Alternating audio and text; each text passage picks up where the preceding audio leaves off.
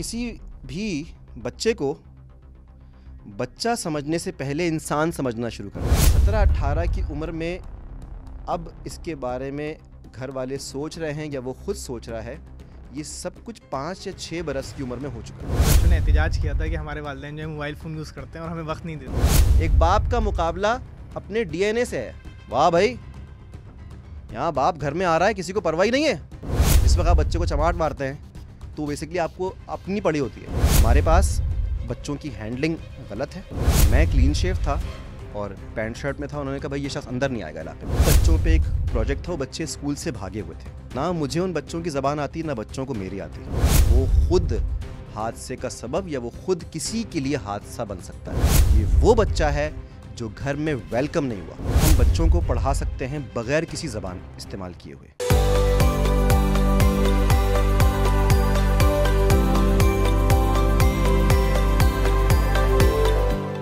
बिस्मिल्लाहिर्रहमानिर्रहीम। आप देख रहे हैं पॉडकास्ट बाय OTS और मैं हूं आपका मेज़बान सैयद ओन अब्बास। अस्सलाम वालेकुम नाजरीन। कुछ लोग होते हैं जिनको किसी एक फील्ड में महारत होती है, कुछ होते हैं उनको 2 फील्ड्स में महारत होती है, और कुछ ऐसे लोग होते हैं जिनको बहुत सारी फील्ड्स में महारत होती है। हमारे आज के ऐसे ही एक मेहमान हैं जो न्यूरोबायोलॉजिस्ट हैं, बिहेवियर एक्सपर्ट हैं, आप सहाफ़ी हैं, न्यूज़ एंकर हैं और तज्ज़ियाकार हैं। इसके अलावा भी आप बहुत कुछ करते हैं। जनाब डॉक्टर नासिर मुस्तफ़ा साहब, अस्सलाम वालेकुम। वालेकुम अस्सलाम। कैसे मिजाज हैं आपके? मैं बिल्कुल ठीक ठाक, आप बताइए। अल्हम्दुलिल्लाह। इतनी सारी चीज़ों पे बैक वक्त कैसे काम करते हैं? अच्छा, ऐसा लगता है कि बैक वक्त काम करते हैं, मोस्ट पॉसिबल नहीं है। कुछ टाइम जर्नलिज्म सीखा, कुछ टाइम साइकाइट्री पे काम किया, फिर न्यूरोबायोलॉजी पे रिसर्च की, तो ये मुख्तलिफ वक्तों में होता रहा। अब जब लोग इसको एक वक्त में देखते हैं तो उनको लगता है कि यार ये सब कुछ एक ही वक्त में कर रहे हैं। ये किसी भी इंसान के लिए ह्यूमनली पॉसिबल नहीं है। तो मैंने भी ये मुख्तलिफ वक्तों में किया है। हाँ, अब ये है कि इसका मजमा एक है, जो इसका मजमुआ कह लीजिए, कि जो अब है सामने आपके। तो आपका ज़्यादा इंटरेस्ट जो है वो सहाफ़त में था, या क्योंकि ये एक सोशल साइंसेस की फील्ड, अगर हम देखें साइकोलॉजी इस तरफ था, और अगर इधर था तो फिर आप सहाफ़त में कैसे आए? अच्छा, ये एक चीज़ मैं वाज़े करूं, मुझे कोई बचपन से शौक़ नहीं था कि मैं सहाफ़ी बनूं या मैं बड़ा होकर एंकर बनूंगा या इस तरह की कोई चीज़ नहीं थी।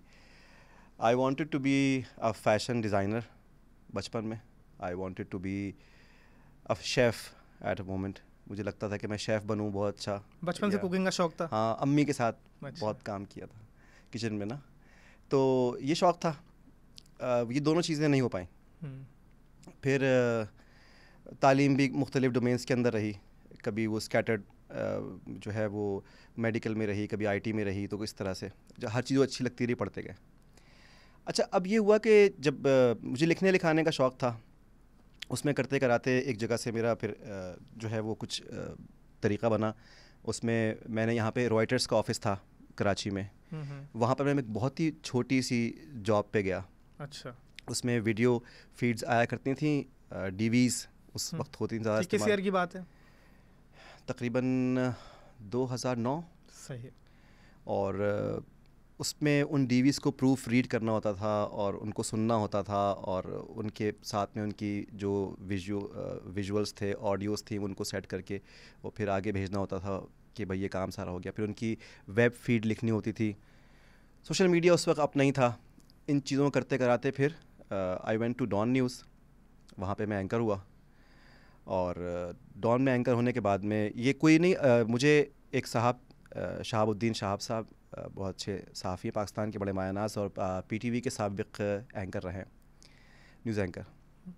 उन्होंने मुझे कहा था कि भाई इस तरह से वैकेंसी है, तुम जाके डॉन में देखो। तो मैं डॉन गया, वहाँ पर एंकर हो गया। फिर उसके बाद में मैं पाकिस्तान से बाहर गया, I worked at Al Jazeera, और वहाँ के लोकल मीडियाज़ के अंदर मैंने काम किया। वहाँ से वापस आया तो मैंने इधर फिर इस बीच में, इस सारे अरसे में ना, बीच में जो मेरी रिसर्च चलती रही, आई फाउंड आउट कि न्यूरोबायोलॉजी और साइकाइट्री और साइकोथेरेपीज़ इज़ द डोमेन जिसमें हमें बहुत ज़रूरत है काम करने की। फिर मैंने इसमें जब स्पेसिफ़िकली स्पेशलाइज़ किया तो चाइल्ड डेवलपमेंट और लर्निंग और बिहेवियरल साइंसेस इन जनरल, उस पे मैंने ये देखा कि यहाँ पर मैं कुछ किसी के लिए कर सकता हूँ। यहाँ पर मैं कोई किसी इंसान को बेनिफिट कर सकता हूँ, यहाँ पर मैं किसी एक तबके को बेनिफिट कर सकता हूँ, एक सोसाइटी को बेनिफिट कर सकता हूँ। मेरे पास से कोई आउटपुट आ रही है। बहैसियत एक सहाफ़ी मुझे कई जगह पे ऐसा फील नहीं हुआ कि मैं कोई डिफरेंस क्रिएट कर सकूँगा। सही। ऑनेस्टली स्पीकिंग मुझे नहीं लगा कि मैं न्यूज़ सुनाकर, न्यूज़ पढ़ के, न्यूज़ बनाकर मेरे पास से कोई चीज़ चेंज हो रही है कहीं पे ना सोसाइटी के अंदर। बहुत ही फ्रैंकली मैं आपसे बोलूँ, मुझे नहीं फील हुआ ऐसा। सही। अच्छा, उसके बाद में मेरा जो एक बहुत ही एक्सटेंसिव प्रोजेक्ट था मैंने करना शुरू किया, तो यूनिसेफ पाकिस्तान के साथ में एक प्रोजेक्ट था और वो था इंटीरियर सिंध और बलूचिस्तान पे। ठीक है। इसी प्रोग्राम के बीच में उसके आप विजुअल्स भी शेयर कर सकते हैं, मैं आपको देता हूँ। मैंने वहाँ के वो जो प्रोजेक्ट था वो उन बच्चों के लिए था जो किसी न किसी अब्यूज़ का, किसी न किसी ज़्यादती का शिकार हुए थे। वो ज़्यादती भले जिस्मानी हो या सेक्सुअल हो, जिनसी ज़्यादती हो, जिस्मानी ज़्यादती हो, या वो किसी हादसे से गुज़रे हों, किसी ट्रॉमा से गुज़रे हों। उन बच्चों पे एक प्रोजेक्ट था, वो बच्चे स्कूल से भागे हुए थे। सही। मैंने उन बच्चों के साथ काम किया और प्रॉब्लम वहाँ पर ये थी, जो मैंने चैलेंज लिया कि ना मुझे उन बच्चों की ज़बान आती, ना बच्चों को मेरी आती। सही है। मैंने उस प्रोजेक्ट को लिया। अब वो उनमें से कोई बच्चा, वो मुख्तलिफ़ ज़बानें बोलने वाले बच्चे थे। फिर यहाँ पे कराची में एक जगह है हिजरत कॉलोनी और सुल्तानाबाद, का आपने नाम सुना होगा। वहाँ पर जो लोग हैं वो डिस्प्लेस्ड लोग हैं, उनमें से बहुत सारे रेफ्यूजीज़ हैं जो अफ़गानिस्तान से आए हुए हैं, कुछ वज़ीरिस्तान से, कुछ वाना से डिस्प्लेस होकर यहाँ पर आए हुए हैं। वो तो बिल्कुल एक लफ्ज़ भी उर्दू का नहीं जानते। ठीक है। यूनिसेफ का प्रोजेक्ट ये था कि इन बच्चों को हमने कुछ लर्निंग करवानी है। सही है। अब वो लर्निंग किस तरह से कहते हैं, हम चाहते हैं कि ये बच्चे अब्यूज़ का शिकार ना हो और ये विसल ब्लो करें, मतलब they should become a whistle blower, कि अगर ये ख़तरा देखें तो ये उस बारे में आवाज़ उठाएं, अगर ये देखें कोई इनको टच कर रहा है तो इस बारे में रिस्पॉन्ड करें और इनके अंदर कुछ पढ़ने का शौक़ पैदा हो और ये उससे डरे नहीं। अब ये प्रोजेक्ट था और लैंग्वेज बैरियर बीच में था। आई टुक द प्रोजेक्ट और मैं हिजरत कॉलोनी सुल्तानाबाद के अंदर इशू ये था कि मैं क्लीन शेव था और पैंट शर्ट में था। उन्होंने कहा भाई ये शख्स अंदर नहीं आएगा इलाके में, ये एक मसला। फिर कपड़े चेंज किए और करके बड़े उनसे इजाज़त ली, फिर उन लोगों ने चेक वेक किया, मैं गया। मैंने एक प्रोग्राम वहाँ डेवलप किया कि हम बच्चों को पढ़ा सकते हैं बग़ैर किसी ज़बान इस्तेमाल किए हुए। वाह। और यही मैसेज हम बच्चों को डिलीवर कर सकते हैं बग़ैर कोई ज़बान इस्तेमाल किए हुए। बच्चों के पास वो एबिलिटी होती है, वो सलाहियत होती है, उनके पास वो ऑब्ज़र्वेशन होती है जिसके अंदर वो किसी भी विजुअल से लर्न कर सकते हैं। किसी भी आँखों देखी चीज़ से वो कोई लर्निंग ले लेते हैं। ठीक है। They behave just like monkeys. ये एक्सपेरिमेंट्स आप देखें मंकी पे कंडक्ट किए गए। आप किस एज लिमिट के बच्चों की बात कर रहे हैं, क्या थी उनकी उम्र? इन बच्चों की age groups were from 5 to 12। सही है। इनको हमने लिया। ठीक है। क्योंकि 5 से कम वाले बच्चे जो हैं वो इतने वल्नरेबल होते हैं, उनकी बॉडी स्ट्रेंथ भी इतनी नहीं होती कि उनको हम कहाँ लाएंगे, बिठाएंगे, क्या करेंगे। इन बच्चों को लिया। मैं आपको वो विजुअल्स दिखाता हूँ कि जिसके अंदर हमने क्या चीज़ें इस्तेमाल की थी। इसमें हमने बच्चों को बताया कि ये बच्चे जैसे इनको डांट दो मिसाल के तौर पे, तो इनको इतनी भी समझ नहीं थी कि डांट पड़ी है तो इस डांट पड़ने पर अफसोस करना है। अच्छा। डांटते थे तो बच्चे हंसते थे, चीखें तो बच्चे हंस रहे हैं, तो उन बच्चों को समझ ही नहीं थी। वहाँ पर उनको एक्सप्रेशन सिखाए, ये मेरा प्रोजेक्ट था। हमने उन बच्चों को गुड टच बैड टच सिखाया। सही। ये काम मैंने किया। हमने उन बच्चों को विसल ब्लोइंग सिखाई कि ख़तरा देख के आपने किस तरह रिस्पॉन्ड करना है, उसको किस तरह रोकना है, किस तरह इन्फॉर्म करना है। ये प्रोजेक्ट मैंने किया और ये तकरीबन चला है प्रोजेक्ट ऑलमोस्ट 1.5 ईयर। सही है। और इसमें मैंने तकरीबन 1000 या 1000 प्लस बच्चे ट्रीट किए हैं। क्या बात है। वो भी ग्रुप थेरेपीज़ के अंदर ट्रीट किए थे। वहाँ से जो है ना मैंने इस चीज़ को बहुत एक्सटेंसिवली समझना शुरू किया कि हम इसमें कुछ कर सकते हैं। उसके बाद में मैंने ऐसे ट्रॉमा केसेस लिए, यानी कि कुछ लोग ज़िंदगी में जो किसी बड़े हादसे का या किसी बड़े प्रॉब्लम का असली में शिकार हुए हैं, उनको निकालना बहुत ज़रूरी होता है। क्यों? क्योंकि उन्हीं में से कोई शख्स जो किसी ट्रॉमा से गुज़रा हो, हादसे से गुज़रा हो, वो किसी हादसे का सबब बन सकता है। बिल्कुल सही बात है। वो खुद हादसे का सबब या वो खुद किसी के लिए हादसा बन सकता है। सही है। और यही हो रहा है। ठीक है। जो शख्स किसी चीज़ का शिकार होता है वो अपनी इन्वायरमेंट ऐसी क्रिएट करता है या वो किसी ऐसी इन्वायरमेंट में होता है, वो उस इन्वायरमेंट को अडॉप्ट करता है और फिर वो वही हादसा बन जाता है। जैसे एक खातून को मना किया गया था, उन्होंने अचानक से अपनी, वो खातून अच्छी भली थी, उनका बच्चे शौहर सब कुछ मौजूद था, वो अचानक से उनकी गैदरिंग जो है वो ऐसी ख़वातीन के साथ होना शुरू हो गई जो सब सिंगल मॉम्स थी। ठीक है। और बहुत उनको इस बात पे बहुत फ़ख्र था कि भाई वो सिंगल मॉम्स है। सब लोग कोई ना कोई उनमें से किसी की हस्बैंड की डेथ हो गई थी तो कोई डाइवोर्स किसी ने ले ली थी। इन खातून को समझाया गया कि भाई हर एक का अपना एक सर्कल होता है। अब आप इस बात को कितना बुरा माने या मेरे कोई कितना ख़िलाफ़ जाए, आप अपने ही सर्कल में रहें, आप अपने ही सर्कल में रहें, अपने जैसे ही लोगों के अंदर रहें तो बेहतर है। ऐसा ही है। इफ़ यू आर, तो उन्होंने वहाँ उठना बैठना शुरू किया। अल्टीमेटली क्या हुआ, विद इन 1.5 ईयर उनको अपने शौहर से मसले होना शुरू हो गए।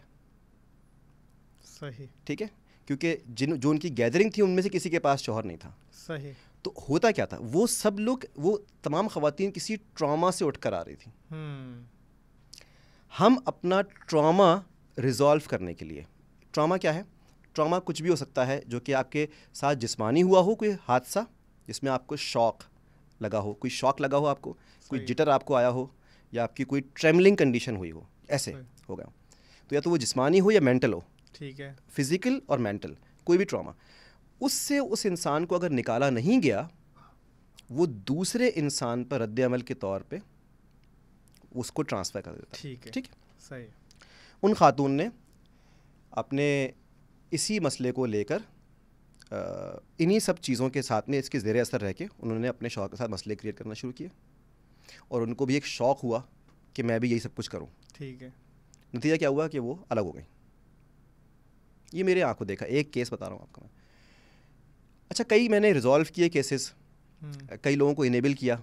इनमें मैंने सबसे ज़्यादा जो अहमियत देखी वो मैंने कहा कि बच्चों पे आप काम करें। ठीक है, आप उसके बड़े होने का या उसके स्ट्रांग होने का वेट नहीं करें। सही।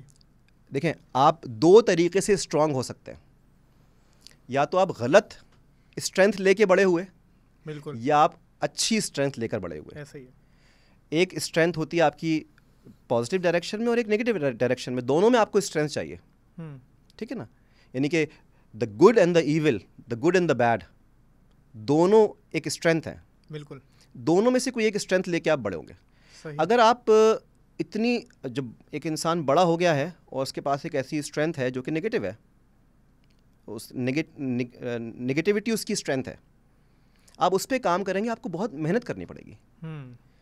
तो जिस वक्त वो लर्निंग स्टेज के अंदर है, अगर आपने उस वक्त उस पर काम किया तो आपके पास बहुत चांसेस हैं कि माशरे में कुछ चीज़ें बेहतर हो सकती हैं। और इसी की जो है वो सबसे ज़्यादा अशद ज़रूरत है हमारे माशरे में। अच्छा डॉक्टर साहब, हमने आपकी प्रोफाइल को जो हमने देखा तो आपने जो स्टूडेंट्स हैं, तलबा व तालिबात की लर्निंग और उनकी जो नफ्सियाती अप्रोच है उस पर आपने काम किया है, तो इस हवाले से आप बताएं क्या कहेंगे। देखिए, हमारे पास एक ही बात समझते हैं कि बच्चा लर्निंग के लिए स्कूल जा रहा है। क्या यही बात है? लर्निंग के लिए बच्चा कहाँ जाएगा? स्कूल जाएगा, स्कूल से वापस आएगा, अब अगली लर्निंग कहाँ पे करेगा? ट्यूशन में। ठीक है। बात यह है कि मैं यही समझाना चाह रहा हूँ कि ऐसा नहीं है। अच्छा, ऐसा नहीं है? ऐसा नहीं है। बच्चा लर्न करना शुरू करता है जिस वक्त सुबह उसकी आंखें खुलती हैं। सही। वो उसी वक्त से लर्न करना शुरू कर देता है। बच्चे का उठने के बाद में जो फर्स्ट रिस्पॉन्स है वो बेस करता है कि वो रात को किस रिस्पॉन्स के बाद सुलाया गया है। बहुत खूब। सही। ठीक है, सही है। रात को आपने उससे जो बिहेव किया है, सुबह आपको बच्चा उस मेंटल स्टेट के अंदर मिलेगा। अच्छा, वाकई ऐसा होता भी है, जो मैं आपको खुद बताऊं, जो मेरा बेटा भी है, कि अगर जो रात को अगर वो खुश सोए तो सुबह उसी हालत में उठेगा, और अगर रात को उस पर कोई, जबकि है वो अभी 2 साल का, लेकिन ये चीज़ें होती हैं। सही कह रहे हैं। वो 2 साल का है और वो एक मुकम्मल इंसान है। बिल्कुल। ठीक है, वो एक मुकम्मल इंसान और है। हमारे यहाँ मसला डॉक्टर साहब ये कहते हैं अभी तो बच्चा है, इसे क्या पता। ये हमारे यहाँ आम तौर पे ये तासुर पाया जाता है। लोग बोलते हैं तो अभी बच्चा है, 3 साल का, 2 साल का, इसे क्या पता। लेकिन आप जो बता रहे हैं इसका मतलब है कि वो उस वक्त से उसकी जो है वो लर्निंग की शुरू हो जाती है। ये बच्चा है, इसे क्या पता। ये खाली पाकिस्तान में नहीं होता, अच्छा। ये Pakistan, India, Bangladesh, Nepal, Bhutan, America, Europe, ये सब जगह पर यही है। ये बच्चा ऐसे क्या पता। अगर हम ये क्यों नहीं कर सकते कि हम किसी भी बच्चे को बच्चा समझने से पहले इंसान समझना शुरू कर दें। सही। अगर हम इसमें मसला क्या है, लेकिन नहीं, वो बच्चा है, बच्चे के बाद में वो लड़का है या वो लड़की है।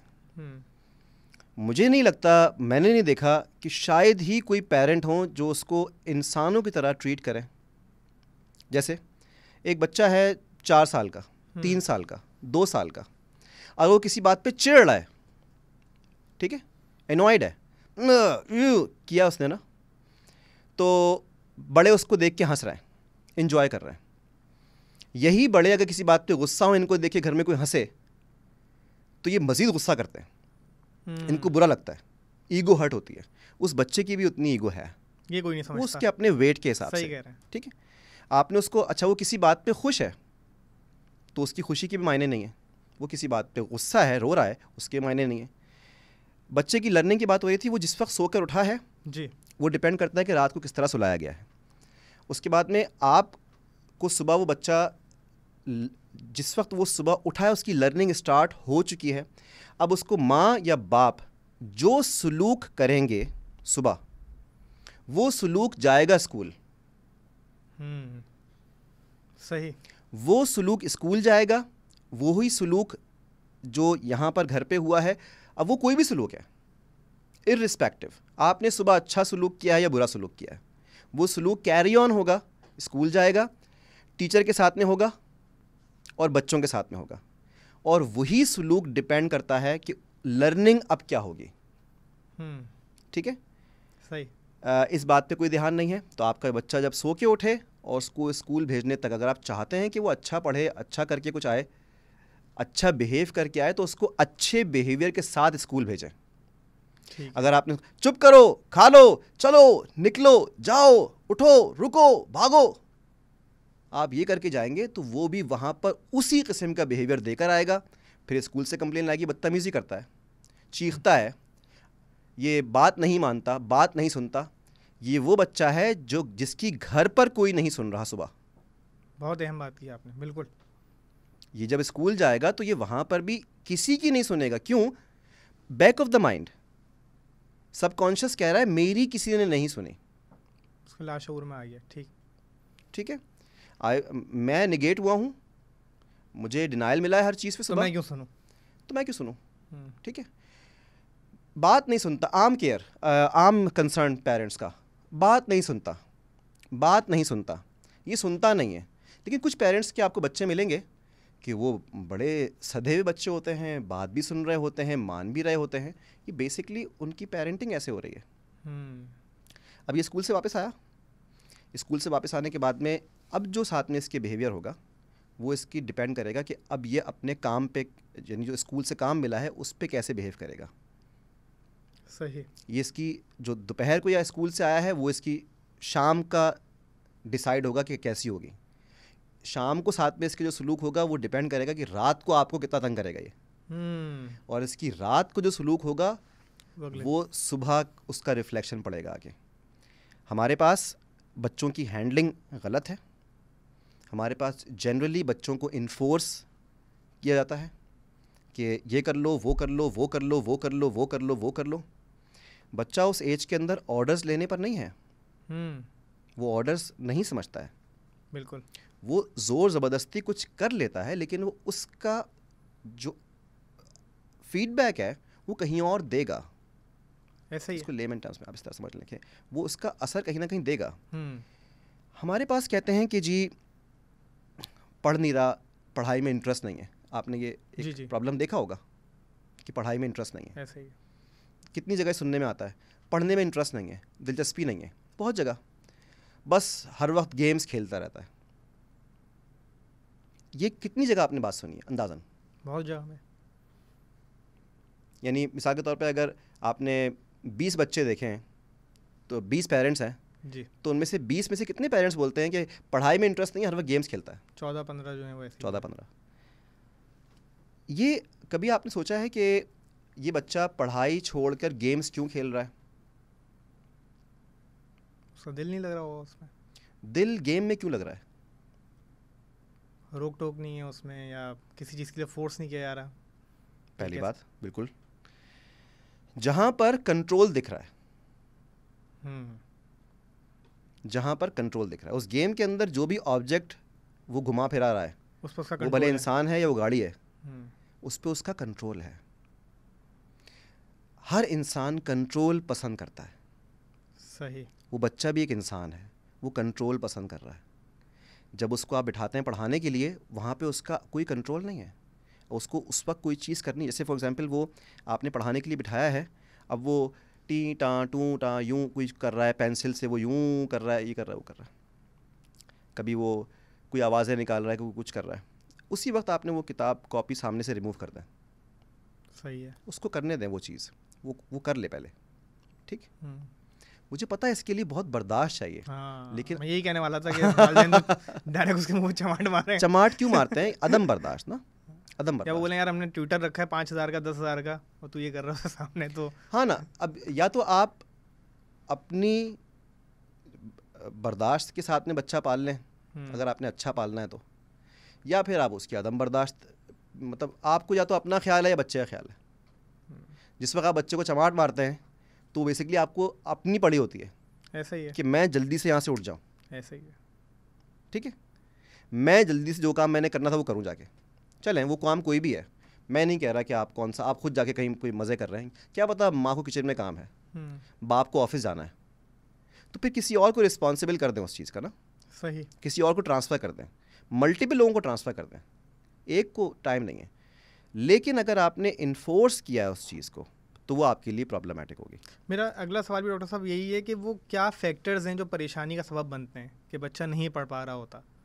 जैसे आपने कहा कि उसका जहन जो है वो सब गेम में, वालिदैन चाह रहे हैं पढ़ ले, लेकिन बच्चे के उसका जहन जो है वो पढ़ाई की तरफ आ ही नहीं रहा है। वो एक फिल्म थी ना कि जिसमें वो मैथ के क्वेश्चंस उड़ रहे होते हैं, बच्चे को नहीं समझ में आ रहा होता क्या करे, तारे ज़मीन पर, वो बच्चा डिस्लेक्सिया का शिकार होता है। जी। चले, वो तो एक बीमारी है। अच्छा, अब पढ़ नहीं रहा, इंटरेस्ट नहीं पैदा हो रहा, ये आपका सवाल है? जी जी। देखिए, वो उस बच्चे को और उसकी इन्वायरमेंट को, उसके घर को, उसके पेरेंट्स को हमें देखना बहुत ज़रूरी है कि वहाँ हो क्या रहा है। सही। वहाँ क्या हो रहा है। बच्चे को आपने जहाँ पढ़ने के लिए बिठाया है, वहाँ पर डिस्ट्रैक्शन फैक्टर्स कितने हैं? सही। डिस्ट्रैक्शन कितनी है, यानी कि जहाँ वो पढ़ने बैठा हुआ है, उसके अगर आसपास कोई और बच्चे खेल रहे हैं, नहीं पढ़ तो फिर आप उससे उम्मीद नहीं कर सकते कि वो पढ़े। ठीक है, आपने उसको जहाँ पढ़ने बिठाया हुआ है, फॉर एग्जांपल आमतौर पे लाउंज इस तरह बड़ा होता है, कहीं डाइनिंग टेबल है, वहाँ पे बच्चे को बिठा दिया पढ़ने के लिए कि वो सामने रहे, और उसी जगह पे पेरेंट्स टीवी देख रहे हैं। बच्चे रेप्लिकेट करते हैं, बच्चे बिल्कुल कॉपी करते हैं हर चीज़ को ना। मैं टीवी देख रहा हूँ और तुम पढ़ो यहाँ बैठ के, इम्पॉसिबल, दैट्स नॉट पॉसिबल, ये नहीं पॉसिबल। माँ टीवी देख रही है, तुम पढ़ो बैठ के, ये नहीं होगा।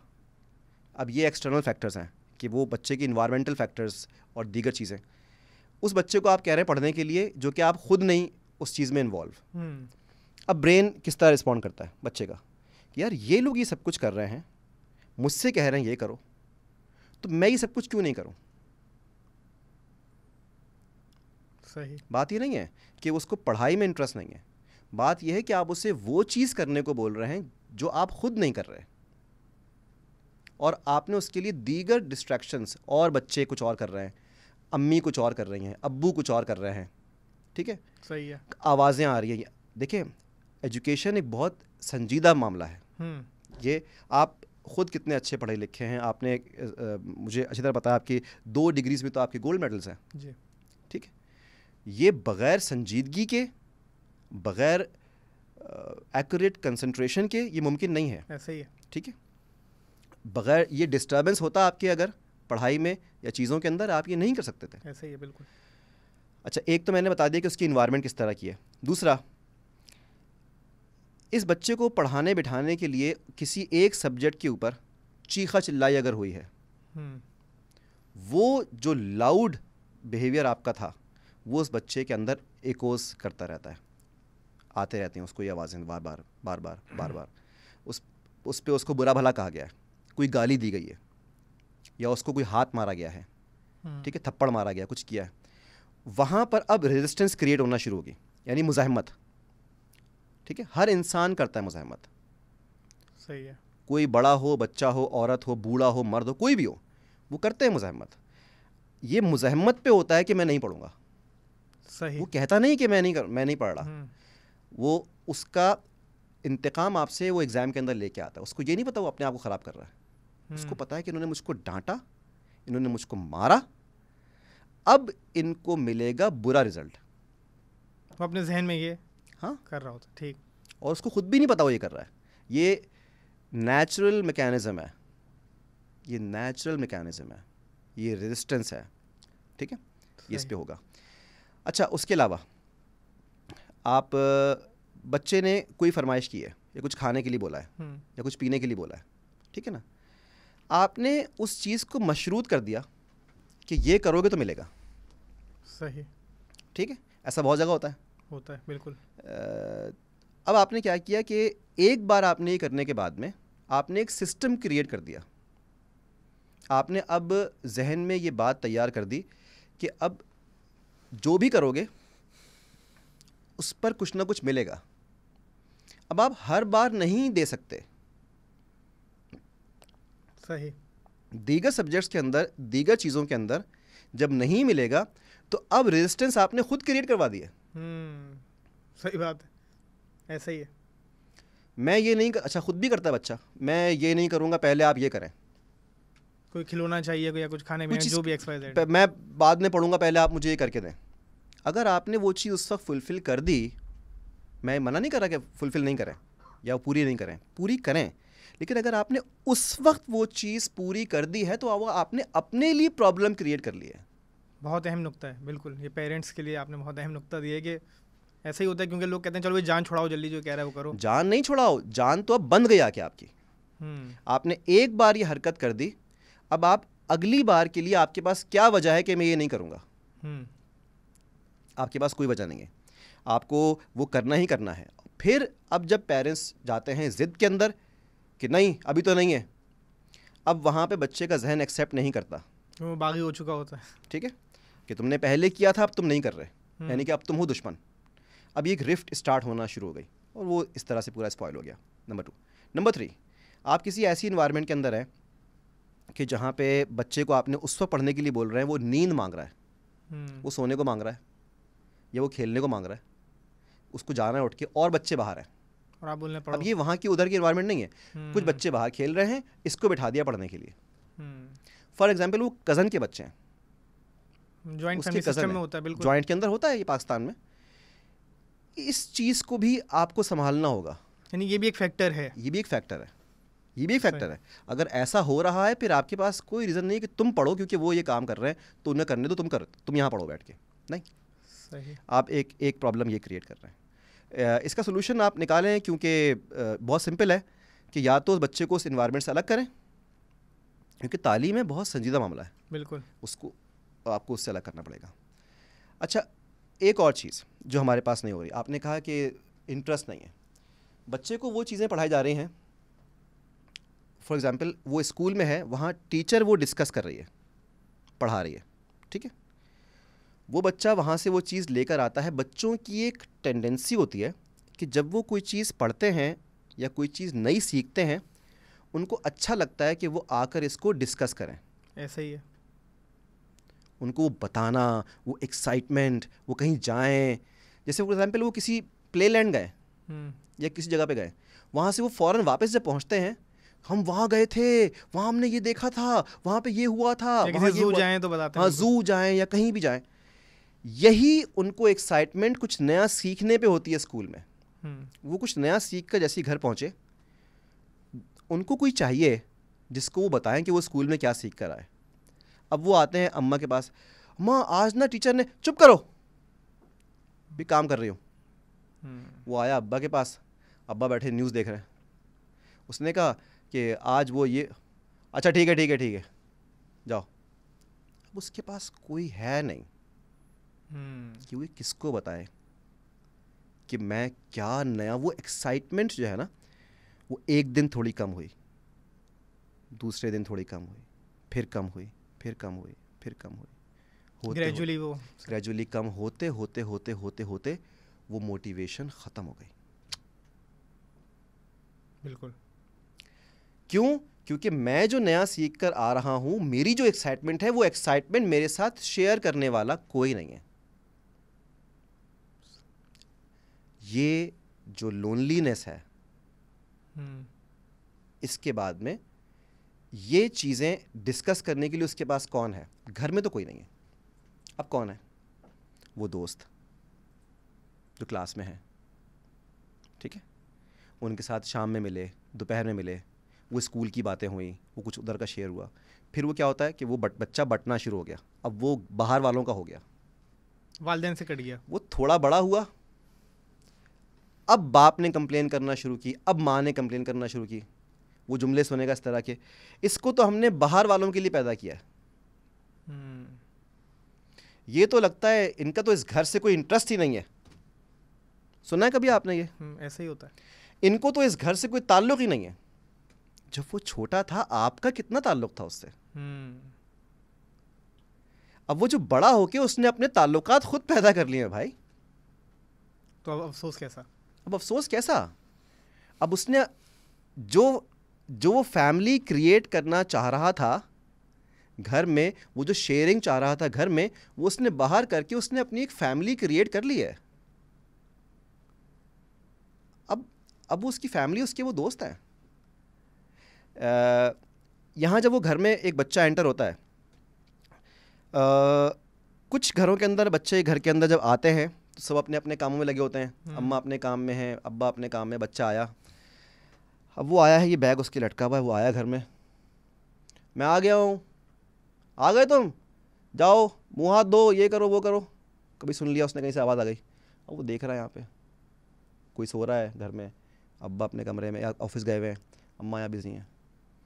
उसने खुद ही ये बैग वैग यहाँ रखा, कोई चीज़ पड़ी उसने खेलने की, वो उठाई, वो लग गया। कुछ देर बाद में आए, अबे यूनिफॉर्म नहीं बदला, जूते तुमने नहीं उतारे अभी तक, तुमने मुंह हाथ नहीं धोया, डांट डपट शुरू हो जाती है। क्या आपको पता है ये बच्चा कौन है? ये बच्चा कौन है जो घर आते ही ना यूनिफॉर्म उतार रहा है, ना जूते उतार रहा है, ना बैग अपना जगह पे रख रहा है? ये बच्चा कौन है? ये वो बच्चा है जो घर में वेलकम नहीं हुआ। ये वो बच्चा है जिसको इस घर में किसी ने रिसीव नहीं किया। ये वो बच्चा है, ठीक? मैं आपको एग्जांपल देता हूँ। घर के हेड ऑफ फैमिली हैं अब्बा, वो घर में आए, अम्मा आई अस्सलाम वालेकुम, बच्चे आए अस्सलाम अब्बा, अब्बा अस्सलाम वालेकुम, कोई भाई उनका, भाई साहब अस्सलाम वालेकुम, ये सही ना? ये सब चीज़ें होती रही।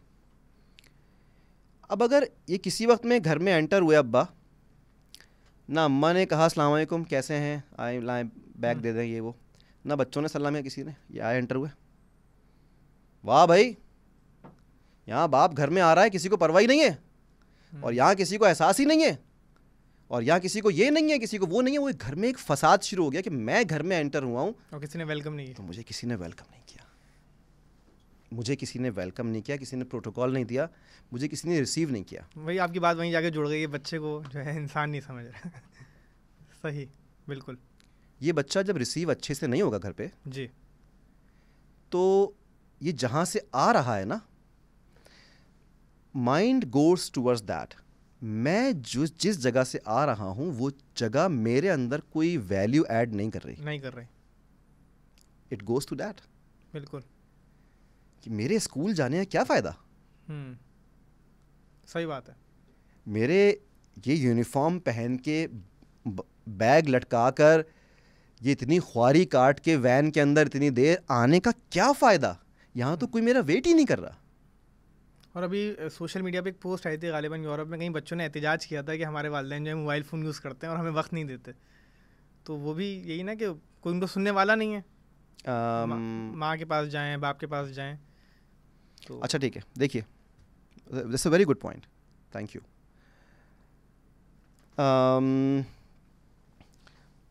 एक बच्चा यूज़ कर रहा है मोबाइल, ठीक है, रखो, क्या ये तुम हर वक्त लगे हो तो मोबाइल के अंदर, ये कोई तरीका है? जब देखो तुम्हें mobile mobile mobile mobile mobile, रखो मोबाइल, अब मुझे तुम्हारे हाथ में मोबाइल ना मिले, ठीक है? सही।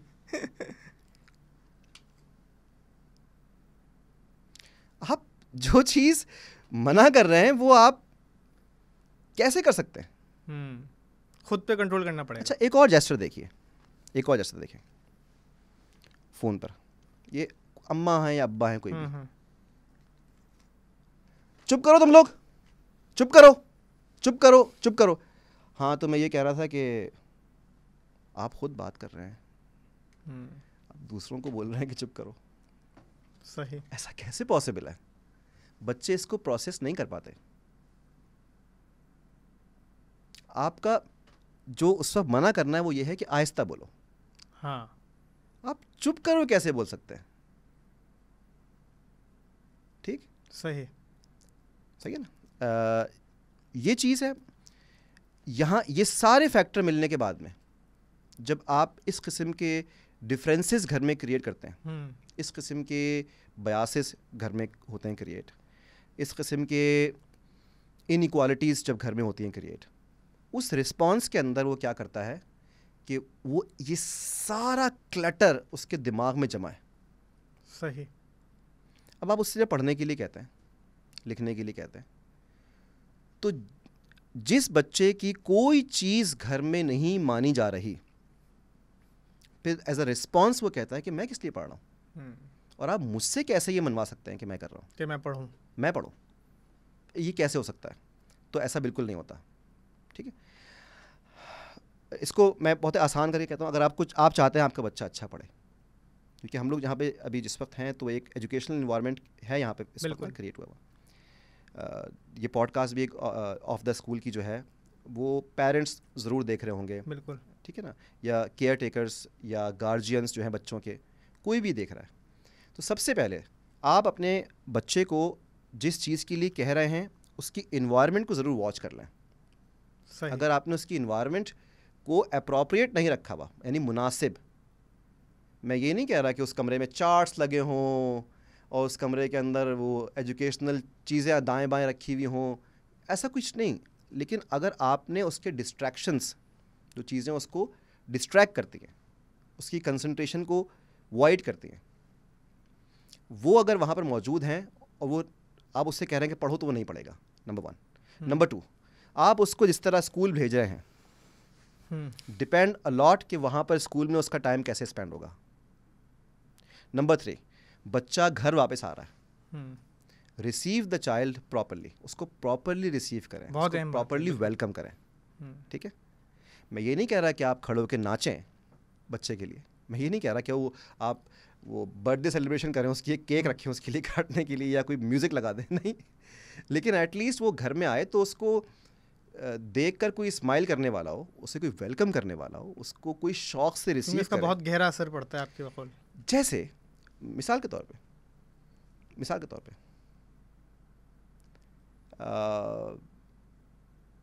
आप क्रिकेट का मैच खेल के आए, कोई ट्रॉफी जीत कर आए, आपने वहाँ से फ़ोन किया कि भाई मैं एक ट्रॉफी जीत गया हूँ, मैं भी घर आ रहा हूँ।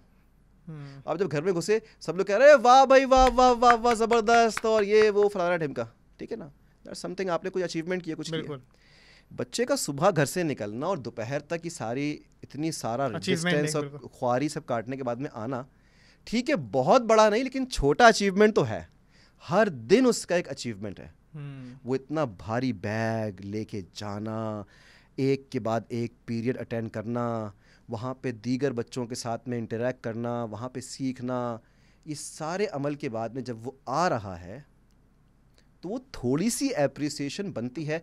कितने पेरेंट बच्चे के स्कूल जाने को डेली अप्रिशिएट कर रहे हैं? ये देखना पड़ेगा, बिल्कुल।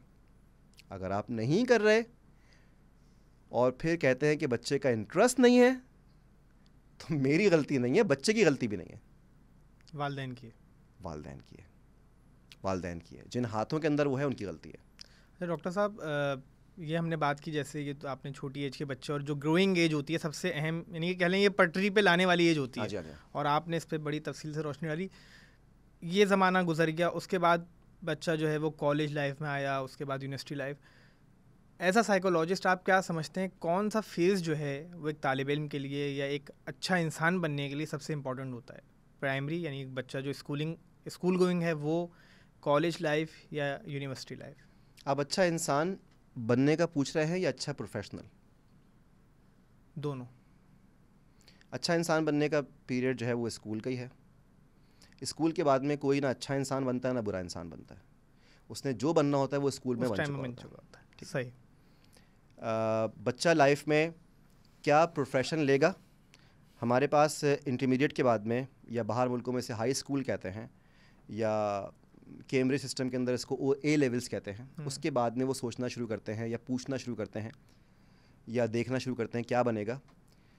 ये बच्चा जिसको 17-18 साल की उम्र में ये सोचना होता है कि मैं क्या बनूंगा आगे, इंजीनियर, डॉक्टर, अकाउंटेंट या सोल्जर या पायलट या एनीथिंग, ये जिस 17-18 की उम्र में अब इसके बारे में घर वाले सोच रहे हैं या वो खुद सोच रहा है, ये सब कुछ 5 या 6 बरस की उम्र में हो चुका है। अच्छा, ये अमल मुकम्मल हो चुका होता है। ये 5 से 6 बरस की उम्र में हो चुका है। अगर अम्मा अब्बा उस वक्त होशो हवास में नहीं थे तो इसमें गलती बच्चे की नहीं है। जिस वक्त आप 17-18 की उम्र में ये देख रहे हैं कि बच्चा अब क्या बनेगा, उसको तो कुछ बने हुए 7-8-10 बरस हो चुके, वो तो बन चुका। कैसे, मैं बता देता हूँ आपको। मैंने कितने बच्चे ऐसे देख कर बता दिए और फिर चंद सालों के बाद में वो बच्चा वही कर रहा है, अपने मुंह से बोल रहा है कि मैं ये करूँगा। मैं सामने नहीं बोला बच्चे के। बच्चा, आपको कुछ बच्चे मिलेंगे, वो लेट्स से फॉर एग्जांपल कि मुझे ना ये आगे कीजिएगा डब्बा से, और ये गिलास है पानी का जी। अब ये एक एटीट्यूड है कि ये टिश्यू बॉक्स है और एक गिलास है, ये एक बच्चे के सामने रखा है। इसको थोड़ा ऊपर कर लें।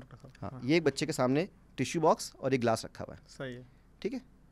अब एक पर्टिकुलर अप्रोच है। अब आप बताइएगा ये बच्चा क्या बनेगा। मैं तो नहीं बता रहा, आप खुद ही देख के बता दें। एक बच्चा आएगा, इसको देखेगा, इसने गिलास ऊपर रखा, गिलास ऊपर रख के इसने टिश्यू निकाला, इसने इस टिश्यू को एक गिलास के ऊपर लपेट दिया, फिर इसने यहाँ से गत्ता तोड़ा, इसके ऊपर एक छत बनाई, एक गत्ता और तोड़ा, इसने यहाँ दरवाज़ा बनाया और इसने बना के दिखाया, कहता है ये देखें ये बिल्डिंग बन गई। ठीक है। एक और बच्चा है, उसने देखा कि ये गिलास रखा है, पानी रखा है और ये डब्बा रखा हुआ, वो आया, उसने आके इसको देखा और उसने उठाया ये इसमें डाल दिया और इसमें से ये देखो ये निकाला और ये दे दिया, अब तुम ये दवाई खा लो और ये पानी पी लो, अब तुम ठीक हो जाओगे। ठीक है, एक बच्चे की अप्रोच ये है। सही है, ठीक। एक बच्चे आया, उसने एक टिश्यू निकाला, उसने इस पानी के अंदर डुबोया, उस टिश्यू की बॉल बनाई, फिर एक और टिश्यू निकाला, उसमें पानी में डुबोया, उसको डांट पड़नी शुरू हुई, लेकिन उसने उसकी बॉल्स बनाई, 3-4 बॉल बना के रखी उसने, और बॉल्स बना के उसने डब्बे के ऊपर रख दी लाइन से। उसने कहा ये बन गई भाई हमारी दुकान, अब आ जाओ सारे बच्चे, ये देखो ये हमने क्या बना, सबके लिए टॉफ़ियाँ बनाई हुई हैं। ठीक है ना। अभी 3 बच्चे मैंने आपको बताए जी, राइट। इनमें पॉसिबली एक बच्चा has a construction mind, civil engineer बन जाएगा, इंजीनियरिंग। दूसरा बच्चा ईदर अ केमिस्ट या डॉक्टर या समथिंग विद द मेडिसिन। ठीक है, समथिंग जो कि वो लोगों को मेडिकल या हीलिंग के तौर पे देने की उसकी एक अप्रोच है। अभी दूसरा आया जो कि वो बॉल्स बना रहा है टिश्यू की और सामने रख रहा है, देखो हमारी ये दुकान बन गई। अब इधर या बच्चा हैज़ अ बिजनेस माइंड, या बच्चा हैज़ एन अकाउंटेंट माइंड, या बच्चे के पास कोई फाइनेंस या मल्टीप्लिकेशन का या चीज़ों को आगे बढ़ाने का कोई ऐसा दिमाग है कि वो ये नहीं देख रहा है इससे कुछ हीलिंग करेंगे या इससे कोई कंस्ट्रक्शन करेंगे, वो देख रहा है कि इसी में से रॉ मटेरियल निकाल के बना के और इसी को उठा के बेच देंगे, तो ये एक दुकान बन गई। राइट ना। अब ये 3 तरह की अप्रोच आ रही हैं, एक हीलिंग, बिल्डिंग एंड सेलिंग। सही है, हम तो ये देख रहे हैं हीलिंग, बिल्डिंग या सेलिंग। 3 अप्रोच जनरली बच्चों के अंदर बहुत ऑब्जर्व की गई हैं। या तो वो हील कर रहा है, या वो बिल्ड कर रहा है, या फिर वो एक और भी है, वो यही डब्बा उठा के दूसरे बच्चे का मारता है यही पानी का गिलास उठा के वो कहीं सड़क यहाँ डाल देता है, और दूसरे बच्चे कुछ बना रहे हैं वो आके उसको ख़राब कर देता है। इस बच्चे को दिखाने की ज़रूरत है, इस बच्चे पे ध्यान देने की ज़रूरत है कि ये तखरीबकारी तबीयत के अंदर क्यों है, कहाँ से आ रही है, क्या देख रहा है वो ऐसा। यानी अगर इस एज में बच्चा ये कर रहा है तो वालिदैन को के लिए अलार्मिंग है, आप कह रहे हैं। अलार्मिंग है। अब ये सब कुछ मैं किसी को बोलूँ कि भाई ये बच्चा कैसे कर रहा है, घर में कौन करता है, अब्बा कहेंगे मैं तो कुछ नहीं तोड़ता, अम्मी कहेंगे मैं भी कुछ नहीं तोड़ता। अच्छा, तो घर में टीवी के ऊपर एक्शन मूवीज़ कौन देख रहा है, टेररिज्म कौन देख रहा है, वहाँ से वो ऑब्जर्व कर रहा है। देखें, अच्छा बच्चा बड़ा करना है, पालना है, उसका एक अच्छा करियर चाहिए, तो आपको देखना पड़ता है कि घर के अंदर जो कंटेंट वो वॉच कर रहा है वो कंटेंट उसके अंदर आ रहा है। ठीक है। अब जो आपने कहा कि वो अच्छा इंसान बने या कोई अच्छी चीज़ बने या वो अच्छा कुछ करे, वो अच्छा उसी वक्त होगा जब उसका बचपना अच्छा होगा। अगर उसका बचपना अच्छा नहीं है तो वो अच्छा नहीं है आगे से। ठीक है। अगर उसके बचपने के अंदर प्रॉब्लम्स हैं तो वो आगे निकलेंगे आगे। सही है। अब आगे करियर चूज़ करने के ऊपर, बेटा क्या बनोगे तुम या क्या करोगे, किसी बच्चे से आप पूछे ना, पाकिस्तान में, इंडिया में किसी बच्चे से आप पूछें क्या बनोगे, तो वो अब्बा का मुंह देखता है। अब्बा बैठे में कि भाई ये बताएं क्या बनूंगा मैं। तो ऑन आपका सवाल है कि वो बच्चा किस तरह से करियर चूज करे या वो क्या करे। वो अब्बा का मुंह देख रहा है और अब्बा जवाब भी देते हैं, ये इंजीनियर बनेगा ये डॉक्टर बनेगा, मतलब खुदा हो क्या हो, बदमाश हो, नहीं, दोनों ये काम या तो खुदा करे नौज़बिल्ला, या ये खुद बदमाश करे कि ये तो ये करेगा, देखते हैं कैसे नहीं करेगा, इसका बाप भी करेगा। सही है। वो खुद क्या चीज़ है आपको नहीं पता। अच्छा देखिए, एक मिसाल है, वो बहुत कड़वी सी है, मैंने एक दफ़ा एक लेक्चर में दी थी और वहाँ कुछ लोग बुरा मान गए थे, बाकी लोग बहुत खुश हुए थे। आपने देखा होगा कई लोग कुत्ते पालते हैं, ऐसे ही कई इदारे कुत्ते पालते हैं। ठीक है ना, सिक्योरिटी के, पुलिस के, इंटेलिजेंस के, आर्मी के, ठीक है ना, मुख्तलिफ उनसे कामों के लिए उनको पाला जाता है। एयरपोर्ट पे होते हैं, स्पोर्ट्स में होते हैं कुत्ते, वो जो घोड़ों के साथ भागता है, ऐसे ही है। वो दीगर कामों के अंदर और होते हैं। ठीक है ना। अब वो पता है जो कुत्ते जंगलों में इस्तेमाल होते हैं मुजरिमों को पकड़ने के लिए, वो गेट पे नहीं रखे जाते, ऐसे ही है। जो गेट पे रखे जाते हैं वो जंगलों में इस्तेमाल नहीं होते। सही। कुछ कुत्ते FIA वाले इस्तेमाल करते हैं, वो सामान के गिर्द घूम के बताते हैं कि अंदर ड्रग्स है कि नहीं है। ऐसे ही है। ठीक है। ये कुत्ता मुजरिमों के पीछे दौड़ने में काम नहीं आता जंगलों में। बिल्कुल। जो गेट वाला कुत्ता है वो सामान नहीं सूंघ सकता। सबकी अलग अलग क्वालिटीज़ हैं। ठीक है। अब अगर जो गेट पे कुत्ता बैठा हुआ है उसका काम है, वो वॉच डॉग कहलाता है। उसकी एक एबिलिटी है, उसकी एक ब्रीड है, वो ख़ास करके मिलते हैं इसी काम के लिए। ठीक है। अब अगर मैं चाहूँ कि वो गेट पे जो कुत्ता बैठा हुआ है मैं उसको उठाऊँ, एक शीप डॉग्स देखें आपने, वो जो रेवड़ को वॉच करते रहते हैं, साइड में चल रहे होते हैं। हाँ, चल भी रहे होते हैं, उसके अलावा रेवड़ अगर कहीं ठहरा हुआ है तो वो कुत्ता बैठ के बस उनको देखता रहता है। बिल्कुल। जिसको कहते हैं कुत्ते की तरह देखना बैठ के। सही है। तो वो एक्चुअली वहाँ से टर्म निकली है वो टर्म वहाँ से निकली है। सही है। बिल्कुल। ये सब टर्म्स निकली हैं और बड़ा कंट्रोल करते हैं वो पूरा, अगर कोई आगे चले जाए भीड़ या तो उसको, हाँ उसके आसपास रहते हैं। उसके अलावा रेवड़ अगर एक जगह ठहर गया है तो वो वहाँ बैठ के उसको कुत्ते की तरह देखता रहता है। सही। ठीक है ना। ये टेम्परामेंट उस कुत्ते में होना चाहिए। सही। इसीलिए वो वॉच डॉग बनता है। सही। सही है। अब अगर मैं गेट पे बैठने वाले कुत्ते को उठा के मुजरिम के पीछे भगाऊं तो वो नहीं भाग सकता। ठीक है। मुजरिम के पीछे भागने वाला कुत्ता जो ट्रेंड है सिर्फ भागने के ऊपर और पकड़ने के ऊपर, मैं उसको लेकर आऊँ एयरपोर्ट पे कि सामान चेक कर, नहीं कर सकता। ठीक है। वो नॉट ट्रेंड फॉर दैट। ऐसा ही है। अच्छा, अब मैं इनसे अगर ये सारे काम ज़बरदस्ती करवाना शुरू करूँ, ये ना कर सकें, तो मैं बोलूँगा नालायक है, उसकी ब्रीड नहीं है, he is not made for that.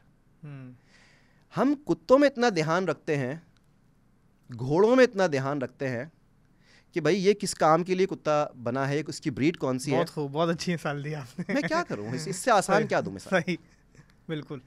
अब आपके घर में जो लड़का है या जो लड़की है, वो एक पर्टिकुलर काम के लिए पैदा हुआ है, उसकी एक पर्टिकुलर इनर इंस्टिंक्ट है, जबिल्लत, बिल्कुल, उसकी एक अपनी खू है, उसकी एक आदत है, उसकी एक नेचर है, उसकी एक फितरत है, जिसको समझना पड़ेगा, जिसको आपको वॉच करना पड़ेगा, समझना पड़ेगा, एनालाइज करना पड़ेगा, गौर करना पड़ेगा। ये मुश्किल काम नहीं है। और तकलीफ़ क्यों हो रही है? आपका अपना बच्चा है, आपके अपने बच्चे को ऑब्जर्व करने में क्या तकलीफ़ है आपको? आपको ये देखना पड़ेगा कि उसका इंटरेस्ट क्या है। अगर आपको देख कर समझ नहीं आ रहा, उसको देखें वो अपने दीगर दोस्तों के साथ क्या करता है मिलके। आप ये देख लें कि वो किस किस्म के प्रोग्राम्स देखता है टीवी के ऊपर, वहाँ से मालूम पड़ेगा कि आपको वो कौन है, वो कैसी मूवीज़ देख रहा है, वो कैसे टीवी शोज़ देख रहा है। हर चीज़ जो है वो एक इंडिकेशन है जो आपको बता रही है। किसी वक्त उसका लैपटॉप या टैब या उसका मोबाइल जब वो ना हो तो देखें कि उसकी यूट्यूब सर्च क्या है। अब तो ज़माना चेंज हो गया ना, ऐसा ही है। देखें उसकी सर्च क्या है। क्या पता वो गाड़ियाँ सर्च कर रहा है, मोटर बाइक सर्च कर रहा है, उसका ऑटोमोबाइल के अंदर एक इंटरेस्ट है। एक बच्चा है वो मुस्तकिल ये देख रहा है प्लांट्स कैसे हैं, एनिमल्स कैसे हैं, ये कैसे हैं, और फलाना ढिमका सॉल्ट्स कैसे हैं, और मिनरल्स कैसे हैं, ये कैसे हैं, वो कैसे हैं। उसका इंटरेस्ट बॉटनी में है, जोलॉजी में है, मेडिसिन में है। इस तरह की उसकी सर्च आपको बताएगी कि व्हाट इज़ डूइंग। और नंबर 4, एक बहुत आसान तरीका, आप उससे बैठ के बात तो करें, उससे पूछें तो क्या करना है। आप उससे क्यों नहीं पूछ सकते? ये अना के मसले हैं ना। सही बात है, जो खुद बनाए हुए बूत हैं, ईगो ड्रिवन है। सही बात है, इसको तोड़ना पड़ेगा। उसके अलावा अब वो पेरेंट्स के भी मसाइल है ना। एक पेरेंट है, कोई साहब, मिस्टर मोहम्मद या मिस्टर अहमद या कोई भी, वो अपनी लाइफ में कुछ नहीं बन सके। अब वो चाहते हैं बेटा बने। अच्छा, बात तो बरमला कहते हैं अपने मुंह से, मैं नहीं कर सका, मैं चाहता हूँ कि ये करे। हाँ, मैंने CSS नहीं किया, बेटा करेगा। ठीक है, मिले आपको ऐसे? कैसे मुमकिन है? सही बात है। अच्छा, फिर कहते हैं एक साहब हैं बहुत गुस्से वाले, मुझे मिले, कहने लगे यार मुझे एक बात समझ में नहीं आती, ये असली बता रहा हूँ आपको मैं, इस तरह के बहुत सारे अकाउंट्स हैं। कहने लगे यार ये हर बात पे गुस्सा करता है, ये हर बात पे चीखता है, ये हर बात पे गुस्सा करता है, यार माँ पे गुस्सा कर रहा है, बहन भाइयों पे गुस्सा कर रहा है, ये हर बात पे गुस्सा करता है, ये क्यों करता है ऐसा? मैंने कहा मैं आपको बताता हूँ क्यों करता है। हाँ बताओ यार, कुछ हल करो इस मसले का। मेरे पास मोबाइल फ़ोन था, मैंने उसमें ना सेल्फी कैमरा खोल के उनके सामने कर दिया। कहते ये क्या? मैंने कहा ये वजह है। वाह, सही। और ये मजाक नहीं है, हकीकत है। ये बच्चा आपके अपने अंदर से निकला है, ये मर्द के ही खलिए से निकला है, उसी का सेल है, बिल्कुल, जो आगे जाके एक इंसान बन गया है। ठीक है, आपका मुकाबला अपने DNA से है। बहुत अहम बात की है, वाह। एक बाप का मुकाबला अपने DNA से है। जितनी तुम्हारे अंदर जिद है वो लेकर पैदा होके बड़ा हो गया है। ऐसा ही तो है। भाई तुम आईने के सामने खड़े होके अगर गालियां बक रहे हो और कह रहे हो कि ये आईने में जो शख्स है ये मुझको गालियां दे रहा है, वो तुम्हारा अपना DNA है। जितने तुम जिद्दी उतना वो जिद्दी। तो इसका एक हल है। अब मुझसे पेरेंट पूछते हैं कि हल क्या है। मैंने कहा आप जिस तरह चाहते थे कि आपके साथ आपके अब्बा ट्रीट करें, आप इसको वैसे ट्रीट कर लें। सही। आप जिस तरह चाहते हैं कि आपको घर में ट्रीट किया जाए, उस तरह कर लें इसको ट्रीट। मसाइल हल होना शुरू हो जाएंगे। क्योंकि ये आप ही तो हैं। ये अहमद साहब का बेटा जैद, वो अहमद साहब का ही तो रेप्लिका है। वाह। ठीक है, ये खालदा बाजी की बेटी अस्मा, वो उसी औरत का तो रेप्लिका है।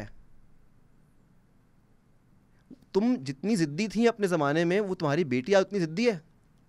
तुम जितने बदतमीज़ थे अपने ज़माने में, तुम्हारा बेटा भी आज उतना नहीं है। अच्छा, मैं अभी आपकी बात से मुझे हंसी भी आ रही थी। मेरा बेटा भी 2 साल का ही हैया। मेरे घर वाले खुद हैरान हैं, उसका एक ही शौक़ है, वो आटा निकालेगा खुद ही फ्रिज से, रोटी बनाएगा। फिर उसने जो है वो, यानी कि कोई ऐसा था नहीं, लेकिन वो बोलता है चूल्हा है, फिर रोटी हर वक्त मेरी वालदा कहती हैं तो ये शेफ़ बनेगा। अच्छा, हम लोग हंसते हैं, लेकिन उसका इतना ध्यान है, सालन, रोटी और वो नूडल्स बोल भी नहीं पाता वो तो सही से, लेकिन हमारे घर वाले बोलते हैं हमने इतने से बच्चे को ऐसा नहीं देखा। अपेरेंटली आपको लगेगा कि वो शेफ है, हाँ ठीक है, लेकिन इस एज में तो अभी वो नहीं हो सकता है, जस्ट टू हो सकता है, नहीं मैं आपसे क्या कह रहा हूँ, ये बहुत पहले तय हो चुका होता है। तो वही मैंने आपकी बातों से, जरूरी नहीं कि शेफ हो, अभी तो आप आर्ट एंड क्राफ्ट लेकर आए, क्ले लेकर आए, आप देखें क्या बन रहा है, क्या पता वो आर्टिस्ट है, अभी उसको आर्ट दिखाने के लिए फूड मिल रहा है। बहुत अच्छी बात किया, सही। अभी उसको आर्ट दिखाने का सामान तो दें लाके, फिर पता चले। अभी उसको आप रिसोर्सेज तो मुहैया करें, भी मालूम तो पड़े कौन है वो। ऐसा नहीं होता कि वो खुद ब खुद पड़ेगा, आपको बहुत सारी चीज़ें ना, और ये बहुत कुछ महंगा काम नहीं है, ऐसे ही है। मैंने करवाया कुछ अपने दोस्तों से, कार्डबोर्ड लाके दें, कैंचियाँ छोटी वाली बच्चों की वो लाके दें, कागज़ लाके दें, पेंट लाके दें, क्ले लाके दें, मट्टी लाके दें, हथौड़ी छोटी लाके दें, स्क्रू ड्राइवर लाके दें, कंप्यूटर लैपटॉप साथ में रखें, इंटरनेट लगा के दें, ये सब चीज़ें करके दें आज के ज़माने में। जी ये कोई इतनी महंगी सब चीज़ें नहीं हैं, ठीक है, ये करके दें, देखें क्या निकल रहा है, खुद अंदाज़ा होना शुरू हो जाएगा। हाँ, खुद उसको कुछ खाने पीने का सामान भी रख के दे दें साथ में, मतलब कुछ जूस वूस बनाने का, कुछ चीज़ करने का। अब वो बनना उसने क्या है, ये सबसे पहली बात तो ये कि छोड़ दें उसने जो बनना है। हाँ, बच्चों को डायरेक्शन की ज़रूरत होती है, ठीक है, मैं इससे इनकार नहीं कर रहा, तो ठीक है, किसी एक्सपर्ट से बच्चे को मिलवा दें, ये भी कोई मुश्किल काम नहीं है, ऐसा ही है, सिर्फ नियत होनी चाहिए, एक्सपर्ट से मिलवा दें, उस बच्चे से बात करें, तुम्हारा क्या इंटरेस्ट है, क्या करने के अंदर मज़ा आता है, उससे डायरेक्ट सवाल ये नहीं करें क्या बनोगे तुम, क्या करोगे तुम, ये जो एटीट्यूड, सेठ वाला एटीट्यूड है ना, क्या करोगे तुम, क्या बनोगे तुम, बेसिकली कितना कमाओगे, कितना नोट बना के लाओगे, नहीं, वो क्या बनना है उसने, नोट तो आ जाएगा, ऐसे ही है, ठीक है, उसने बनना क्या है, वो क्या बन के एक अपने आप में पुरसुकून रह सकता है, ऐसे ही है, ठीक है। तो बैठे कभी कि कुछ सोचा है अभी इसके बाद में, तुम्हारे और दोस्त क्या कर रहे हैं, स्टार्ट यहाँ से करें, तुम्हारे और दोस्त क्या कर रहे हैं, वो फलाना ये कर रहा है, अच्छा उसके बाद वो क्या करेंगे, अच्छा ये करें, तो तुमने कुछ उनसे बात की, यानी बात करने का एक तरीका आना चाहिए, सही, तुमने उनसे कुछ पूछा कि, या तुमने उनसे कुछ बताया, उन लोगों ने तुमसे पूछा, ये नहीं क्या करोगे तुम ज़िंदगी में, बताओ क्या करोगे लाइफ में, नहीं, जस्ट आस्क, बच्चे से पूछे, लड़के से पूछे, लड़की से पूछे कि उन्होंने क्या करना है, लेकिन हाँ एटलीस्ट पूछने वाली अपनी एक बैरियर तोड़ दें, सही, वो ईगो फिर थोप नहीं सकते आप, हाँ थोप भी सकते हैं, कई मैं आपको दिखाऊं, इंजीनियर बन जाते हैं, डॉक्टर बन जाते हैं, ठीक है, ज़बरदस्ती के ऊपर बहुत से लोग बन जाते हैं, बीबीए कर लेते हैं, एमबीए कर लिया, कुछ भी कर लिया, लेकिन वो उसके बाद में फिर कुछ अरसे के बाद में दिखेगा वो कुछ और कर रहे होंगे, ऐसे ही, ठीक है, वो जब कुछ और कर रहे होंगे तो उन्होंने अपना एक बहुत ही कीमती टाइम जो पढ़ाई का है वो ज़ाया कर दिया कुछ गलत पढ़ने में। मैं बहुत सारे ऐसे लोगों को जानता हूँ जो कहते हैं कि भाई LLB हमने अब्बा की ख्वाहिश पे किया है, अब जो है वो हम MBA कर रहे हैं अपनी ख्वाहिश पे, ऐसे बहुत सारे लोग हैं। कितने आपको देखेंगे ना इस वक्त मीडिया के अंदर, कितने डॉक्टर्स बैठे हुए हैं, कितने इंजीनियर्स बैठे हुए हैं, मैं जानता हूं, बड़े नाम हैं, बिल्कुल बड़े नाम हैं। वो डॉक्टर्स कौन थे, वो उन्होंने अपने घर में किसी ज़माने के अंदर कहा होगा कि मुझे ये बनना है, वो मना कर दिया होगा, तो वो डॉक्टर बन तो गए, लेकिन वो आ वापस वहीं पे गए जो उनको करना था। बेहतर नहीं है कि आप उस टाइम पे मान जाए ताकि वो उसकी रिस्पेक्टिव पढ़ाई कर ले, तो क्या बुरा है इसमें। डॉक्टर साहब, साल 2023 चल रहा है, दुनिया तेज़ी से आगे बढ़ रही है, mobile, laptop, phones, chat GPT का ज़माना है, आर्टिफिशियल इंटेलिजेंस, तमाम चीज़ों का एक नौजवान, चाहे वो किसी भी एज का हो, यूनिवर्सिटी गोइंग हो, स्कूल गोइंग, कॉलेज गोइंग, क्या असरात हैं इसके,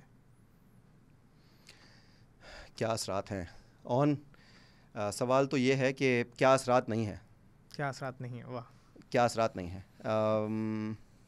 देखिए अभी पिछले 2-3 रोज़ इंटरनेट की आउटेज रही पाकिस्तान में, सही चल नहीं सका, मुझे लोग ना ऐसे लग रहे थे कि उनको सांस नहीं आ रही ऐसा ही है, ठीक है, आप जैसे हमारे पास कुछ ख़ास दिनों के अंदर 9-10 मुहर्रम को या किसी और ख़ास दिन इंटरनेट सर्विस सुबह से लेकर शाम तक बंद करते हैं, बंद हो जाती है। आप यकीन करें कि घरों में सोग का माहौल होता है, लोग समझते हैं कि शायद 9-10 मुहर्रम का सोग है, वो एक्चुअली सिग्नल नहीं आ रहे होते उसका सही कह रहे हैं। तो इतना जुड़ चुका है कि मैंने यहाँ तक देखा है कि अगर सिग्नल्स नहीं आ रहे हों, इंटरनेट नहीं काम कर रहा हो, तो भूख नहीं लगती, खाने का दिल नहीं कर रहा, पीने का दिल नहीं कर रहा, किसी भी चीज़ में मज़ा नहीं आ रहा, चिड़चिड़ाहट आ रही लोगों की, मैंने देखा। अच्छा, बिल्कुल मिजाज में। ये अब मैं बताऊं आपको, ये कितना, आपने कहा ना कि इसका चैट जीपीटी का दौर है, उसका दौर है, उसका दौर है। अब ये ना मोबाइल जो है वो मुझे लोग कहते हैं कि ज़िंदगी का हिस्सा बन चुका है हमारी। मैं इस बात को कहता हूँ कि नहीं, मैं इससे ज़्यादा अच्छी बात बता देता हूँ आपको। ये ज़िंदगी का हिस्सा नहीं बन चुका, अब बात बहुत आगे बढ़ गई है, ये एक बॉडी पार्ट बन चुका है। वाह। आपका फ़ोन जो है वो एक बॉडी पार्ट बन चुका है। मैं आपको एग्जांपल देता हूँ।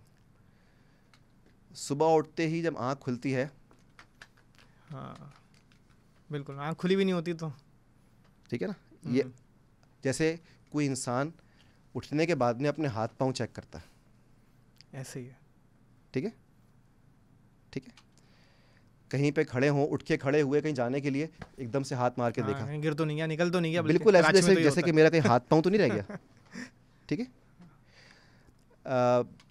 बिस्तर में जिस वक्त ब्लैंकेट वगैरह कंबल वंबल इस्तेमाल किया, मोबाइल अगर खो जाए कंबल के उछल जाते हैं मौत होने वाली होती। जैसे मेरा कुछ जिस्म में से कट के निकल गया, डिवाइस है, एक डिवाइस से ऊपर कुछ भी नहीं है, ठीक है। इसका सिर्फ अलग होना ऐसा लगता है कि बॉडी पार्ट निकल गया। मैं आपको, मुझे नहीं पता आप कितना कनेक्टेड हैं, लेकिन किसी रेगुलर इंसान को मैं बगैर, या यंग इंसान को मैं बगैर मोबाइल के उसको मैं कहूँ कि ज़रा बाजार जाके कुछ सामान लेके आ जाओ 2 घंटे के लिए, ठीक है, वो एक अजीब सी कंडीशन में रहेगा मोबाइल के बगैर ना, एक अजीब सी कंडीशन। माजरत आपकी बात काट रहा हूँ, लोग तो सलाम फेरने के बाद नमाज में ऐसे मोबाइल चेक करते हैं जैसे मैसेज आ गया कि भाई कबूल हो गई या नहीं हुई, फौरन मोबाइल देखते हैं। आपको खुद पता है ना, फौरन मोबाइल देखते हैं भाई, आपको खुद पता है ना ये क्या चीज़ है, ठीक है ना। अच्छा, अब मैं बताऊँ आपको कैसे ज़िंदगी का पार्ट नहीं है, इट्स अ बॉडी पार्ट। अब इसकी कंडीशन एक बॉडी पार्ट की हो गई है कुछ देर में। अब मैं आपको बताऊँ साइकोलॉजिकली इसका इफेक्ट कितना ज़्यादा है आपकी लाइफ के ऊपर, कितना कनेक्टेड है। कुछ देर में जैसे बैठे में बात कर रहे हैं, स्क्रॉलिंग शुरू, नहीं, क्या देख रहे थे, कुछ नहीं, या आपको रिस्पॉन्स मिलेगा, क्या देख रहे थे, कुछ नहीं, हाँ ऐसा ही होता है। अच्छा, उठाया, फिर उठाया, फिर देखा, फिर रख दिया, ठीक। कैसा रिस्पॉन्स है ये बिहेवियर कैसा है? ये बिल्कुल वैसा है जैसे, अब मिसाल के तौर पे मैं आपको दिखाता हूँ एक बिहेवियर। अगर मैं बैठा हूँ और मैं बार बार, आप मुझे देख रहे हैं और मैं बार बार इस तरह करूँ, अपने हाथों को देख रहे हैं, कैसा लग रहा हूँ मैं आपको? वो ज़हनी इंतशार का शिकार है ना, हाँ, किसी जहनी आर्जे का शिकार है। बिल्कुल ऐसी कंडीशन है। ये सही कहा आपने। देखिए, हाँ, मैं नहीं सुन रहा हूँ आपकी बात, हाँ नहीं सुन रहा हूँ आपकी बात, फिर 2 मिनट बाद ये जो पैनिक है तबीयत के अंदर, ये जो अनईजीनेस, ये जो रेस्टलेसनेस है, दिस इज वेरी साइकिक। ये बहुत साइकोलॉजिकली एक डिस्टर्बेंस का, अनईजीनेस का, रेस्टलेसनेस का निशान है, जैसे कहाँ क्या हो रहा है। अच्छा, ये नुकसानदेह है इंसानी सेहत के लिए? सुने ना जी, बता रहा हूँ, ये यही चीज़ बता रहा हूँ। कहाँ, ये क्या उठा के देखना है एक्चुअली, फेसबुक, इंस्टा, ट्विटर, कहाँ क्या हो रहा है, कहाँ क्या हो रहा है, कहाँ क्या हो रहा है, यही कर रहे हैं। ऐसे ही है। जब उठा के इंसान देख रहा है मोबाइल, तो बैक ऑफ द माइंड, पीछे सबकॉन्शियस से कॉल क्या आ रही है, कहाँ क्या हो रहा है, यही कर रहे हो ना। तुम्हें ये कंसर्न क्यों नहीं है कि तुम क्या कर रहे हो? तुम्हें ये कंसर्न क्यों नहीं है कि तुम क्या कर रहे हो? पिछले 1 घंटे से तुमने इस दिन में क्या ऐड किया, तुमने पिछले 2 घंटे 3 घंटे के अंदर तुमने क्या किया आज के रोज में,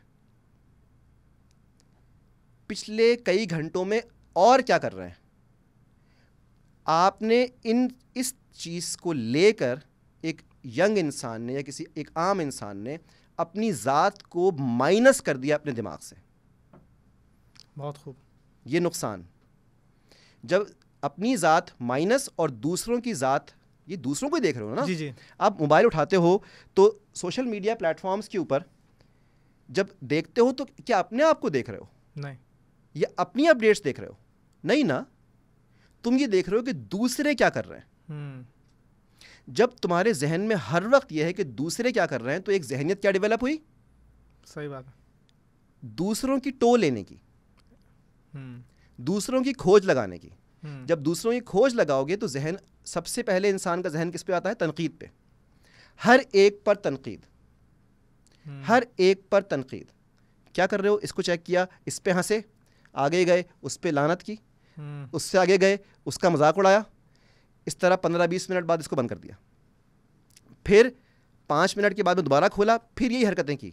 जो जहन हर वक्त मजाक जुगत, मजाक जुगत, मजाक मजाक मजाक मजाक मजाक, इस पे तनकीद, उस पे तनकीद, इस पे तनकीद, उस पे तनकीद, वो ब्रेन थिंकिंग एबिलिटी अपनी खो देता है। बहुत अहम नुकता है, बिल्कुल। ये यंगस्टर्स के साथ में हो रहा है। जब आप हर वक्त दूसरों को चेक करते रहेंगे तो अपने आप को कब चेक करेंगे? अपनी डेवलपमेंट, अपनी प्रोग्रेस कब चेक करेंगे? जब आप हर वक्त यही देखते रहेंगे कि दूसरा क्या कर रहा है। तो what this thing is doing, कि आप हर वक्त इसमें जाके ये चेक कर रहे हैं कि दूसरा इंसान क्या कर रहा है, दूसरा इंसान क्या कर रहा है, दूसरा इंसान क्या कर रहा है। इतनी देर अगर आप ये देखते रहें कि मैं क्या कर रहा हूं, मैंने क्या प्रोग्रेस की, मैंने क्या डेवलपमेंट की, मैंने क्या लर्निंग की, मैंने अपनी किसी एबिलिटी में, स्किल में क्या इजाफा किया, मैंने क्या नया सीखा समझा, ये इतनी देर आप नहीं करते घंटों के हिसाब से। मैं कुछ जानता हूँ यंगस्टर्स को जो स्पेंड करते हैं 7 से 8 घंटे, 9 घंटे, 10 घंटे इंटरनेट, सोशल मीडिया ऐप्स के ऊपर। ठीक है, ये 8-10 घंटे उसकी अपनी डेवलपमेंट में कुछ नहीं, वो ये देख रहा है कि लोग क्या कर रहे हैं, और जिनको वो देख रहा है वो किसी और को देख रहे हैं। मैं आपको देख रहा हूं सोशल मीडिया पे, आप उनको देख रहे हैं, वो उनको देख रहे हैं, ये इनको देख रहे हैं, वो उसको देख रहा है, वो मुझे देख रहा है। मैं आपको देख रहा हूं, आप उसको देख रहे हैं, वो उसको देख रहा है, ये इसको देख रहा है, वो उसको देख रहा है, वो मुझे देख रहा है, मैं आपको देख रहा हूं। इन सब लोगों के अंदर अपने आप को कौन देख रहा है? कोई नहीं। कोई नहीं। जब अपने आप को नहीं देख रहे, अपनी डेवलपमेंट नहीं देख रहे, अपनी प्रोग्रेस नहीं देख रहे, तो आगे नहीं बढ़ रहे। ये हो रहा है पाकिस्तान के यूथ के साथ। और जिनको आप देख रहे हैं वो किसी और का कोई कंटेंट लाके या अपनी कोई बेवकूफ़ी या कोई और चीज़ लाके दिखा के वो आपको एंगेज कर रहा है। ठीक है, अब आप इसके अंदर भी अपने आप को देख सकते हैं। फॉर एग्जाम्पल, आपने यूट्यूब पे या किसी भी जगह के ऊपर कोई लर्निंग प्लेटफॉर्म खोला, वहाँ पे कोई चीज़ आपको टीच हो रही है या कोई आप स्किल सीख रहे हैं, ये आप अपने आप को देख रहे हैं। वाह, सही। कौन क्या कर रहा है ये आप अगले को देख रहे हैं। जब आप कोई चीज़ सुन रहे हैं, सीख रहे हैं, तो ये आप अपने आप को देख रहे हैं। That's how you look at yourself. ये आपने डिफरेंशिएट कर दिया। अच्छा, बिल्कुल सही। ये आप अपने आप को देख रहे हैं। तो टोटली बुरा नहीं है और टोटली अच्छा भी नहीं है। यूज पे डिपेंड करता है। छुरी है, उसी छुरी से फल कटेगा, उसी छुरी से कत्ल होगा। लेकिन डिपेंड करता है कि आपने यूज़ कैसे। अब बताया कौन इसको यूज़ कैसे करना है। लेकिन मैं जानता हूँ, मेरे को जानने वाले ऐसे भी हैं, इसी फ़ोन को लेके इस वक्त लाखों रुपए कमा रहे हैं, इसी फ़ोन को लेके वो एक्सपर्ट्स बन रहे हैं, इसी फ़ोन को लेके मेरी सारी लर्निंग और डेवलपमेंट जो है उसका बहुत डिपेंड करता है इस फ़ोन के ऊपर। मेरे कितने पेशेंट्स, मेरे कितने क्लाइंट्स जो मुझसे थेरेपीज़ ले रहे हैं या मुझसे चीज़ें पूछ रहे हैं या कर रहे हैं, वो इस फ़ोन पे कर रहे हैं। इसी फ़ोन के ऊपर लोग एक दूसरे से लड़ भी रहे हैं, इसी फ़ोन पे मोहब्बत भी बांट रहे हैं, इसी फ़ोन से सारे काम हो रहे हैं। सही। लेकिन हाँ, इसको हम डिनाई नहीं कर सकते कि ये कितना बड़ा फैक्टर है, क्योंकि ह्यूमन साइकी ऐसी है कि ये सबसे ज़्यादा इम्पैक्ट लेती है कि आपने देखा क्या है। देखने पे जी, जैसे आपको पता है, आप खुद इस डोमेन के आदमी हैं, आप खुद जानते हैं अच्छे से, टेक्स्ट लिखा हुआ कितना असरअंदाज है, आवाज़ सुनी हुई कितनी असरअंदाज है, और विजुअल देखा हुआ कितना असरअंदाज है। ऐसा ही है, बिल्कुल। सबसे स्ट्रॉन्ग क्या है? बसारत। ठीक है ना, विजुअल। उसके बाद नंबर 2 ऑडियो, नंबर 3 टेक्स्ट। ठीक है, इसलिए तो ज़्यादा फेमस प्लेटफॉर्म्स वो हैं जो जितने ज़्यादा विजुअल है, जो जितना ज़्यादा देखे जाते हैं, बिल्कुल ऐसा ही है। जितना विजुअल है उतना फेमस है। तो डॉक्टर साहब आपने बहुत अच्छे से रोशनी डाली कि हर चीज़ का एक पॉजिटिव इम्पैक्ट भी होता है, नेगेटिव होता है, ये डिपेंड करता है कि हम उसको किस तरीके से जो है इस्तेमाल कर रहे हैं, यूज़ कर रहे हैं। अच्छा, आपने ये बात की सोशल मीडिया की, इन तमाम प्लेटफॉर्म्स की, लेकिन आज भी हम देखते हैं फिल्म्स में, या अगर कोई BBC पे या CNN पे कोई शॉट आता है आवाम के कोई ऐसे पैकेज चल रहा हो, तो लोग अभी भी हम देखते हैं कि वहाँ पे बस स्टॉप हो या रेलवे स्टेशन या रेल में लोग पढ़ रहे होते हैं, किताबें उनके हाथ में होती हैं। कहाँ पे? अमेरिका में, लंदन। अच्छा ठीक है, बाहर की बात कर, बाहर की बात करो। यहाँ तो मुझे ऐसी बसेस हाँ, तो मेरा यही मेरा सवाल है। पाकिस्तान में, कराची में, मुझे और सूबों का इतना नहीं पता, किताबों का लाइब्रेरी कल्चर जो है वो क्यों ख़त्म हो रहा है? काफ़ी हद तक ख़त्म हो चुका। और इसमें अच्छा, माज़रत एक चीज़ और ऐड कर दूं, अभी जो लाइब्रेरीज़ में लड़के लड़कियां आते हैं वो इसलिए कि उनके कोई पेपर होते हैं, पेपर्स के लिए कोई नोट्स बनाने हैं बस। जो आम की एक रूटीन की आदत थी, लिटरेचर पढ़ना, शायरी पढ़ना, वो चीज़ नहीं है। होते हैं सिर्फ अपने एग्ज़ाम्स के लिए या अपने किसी को थीसिस मुकम्मल करना है उसके लिए, तो ये वो तालिब इल्म नज़र आता है जी। अच्छा ठीक है, नहीं, it's very good question and concern बहुत सीरियस है। बात ये इतनी सीरियस है कि हमारे नेशनल डिक्लाइन, यानी कि हम लोग जिस पसमानदगी का शिकार हैं कौमी तौर पे, उसकी एक बहुत बड़ी वजह इसके अंदर है। ये क्या है? ये बहुत गैर ज़िम्मेदारी हुई है हमारे मीडिया, जो टेलीविज़न मीडिया और सोशल मीडिया दोनों साइड के ऊपर। ठीक है, हमें ऐसी चीज़ों में लगाया गया, हमारे जनरेशन को, पिछली और अगली को ऐसे चीज़ों के अंदर लगाया गया जिसमें उनका कोई ताल्लुक़ नहीं है। ठीक है, अब ये होता है आपका टेलीविज़न मीडिया, जैसे फॉर एग्ज़ाम्पल एक चीज़ को आप सेंसेशनलाइज कर रहे हैं, ठीक है, आप उसको बड़ा चढ़ा के बता रहे हैं। मिसाल के तौर पे इस वक्त हम आपको बताएं कि यहाँ पर आपको एक बहुत ही ख़ास खबर दे रहे हैं, ये खबर आपके लिए बहुत ज़रूरी है, बहुत ही अहम खबर है, बहुत ही अहम खबर है, बहुत ही अहम खबर है, फलाना पार्लियामेंट पहुँच गया और यहाँ पर आपको एक बहुत ही अहम खबर दें, बहुत ही ज़रूरी खबर दें, आपको इस वक्त बहुत बड़ी खबर आपको दे रहे हैं, फलाना कोर्ट पहुँच गया। ऐसे ही तुम्हारे लिए या किसी भी आम इंसान के लिए जो एक किसी जगह एक नॉर्मल सी जॉब कर रहा है या एक स्टूडेंट है, यूनिवर्सिटी जा रहा है, उसका इस बात से क्या ताल्लुक़ है कि कौन कोर्ट पहुंच गया? कोई ताल्लुक़ नहीं। उसका इस बात से क्या ताल्लुक़ है कि कौन पार्लियामेंट के अंदर दाखिल हुआ? उसका इस बात से क्या ताल्लुक़ है? ठीक। और आपको यहाँ पर इस वक्त एक बहुत ही अहम खबर दें, बहुत ही अहम खबर दें, बहुत ही अहम खबर दें, बहुत ज़रूरी खबर दें, धमाका हुआ, 50 मर गए। किसी भी आम इंसान का इस बात से क्या ताल्लुक़ है? किसी भी आम इंसान का इस बात से क्या ताल्लुक़ है कि वहाँ धमाका हुआ, बिल्डिंग उड़ गई और 50 लोग मर गए? लेकिन इंसान की नफ्सियात है कि आप उसको कोई चीज़ जितनी एक्साइटमेंट उसके अंदर पंच करके बताएंगे, उसका इंटरेस्ट बढ़ेगा। ऐसा ही हमारे पास ऐसी कोई ख़बर क्यों नहीं आती, या मिसाल के तौर पे ये क्यों नहीं है, आपको एक बहुत ज़बरदस्त खबर दें, बहुत ही बड़ी खबर दें, बहुत ही अच्छी खबर दें, बहुत ही अच्छी खबर दें, एक्सपो पर किताबों पे 50% रियायत लग गई। ये तो ख्वाब है नहीं। आइए हम आपको दिखाते हैं इस वक्त, नाज़रीन आइए आपको दिखाते हैं गुलशन में बैतुल मुकर्रम के सामने KDA मार्केट पे इंतहाई सस्ती किताबें मिल रही हैं, ठेले के ऊपर बेहतरीन किताबें मिल रही हैं, साइंस की, IT की, मेडिकल की, नफ्सियात की, लिटरेचर की, बहुत अच्छी किताबें यहाँ पर। ये खबर क्यों नहीं है? वो बोलते हैं चलेगी नहीं खबर। क्यों चलेगी? नहीं, क्यों नहीं चलेगी? क्यों नहीं चलेगी? वजह आप ही नहीं चाहते चले। आप खुद नहीं चाहते कि ऐसी कोई खबर चले, आप खुद नहीं चाहते। आपसे मुराद TV मालिकान जो हैं उनको कह रहे हैं आप? नहीं, या आवाम को?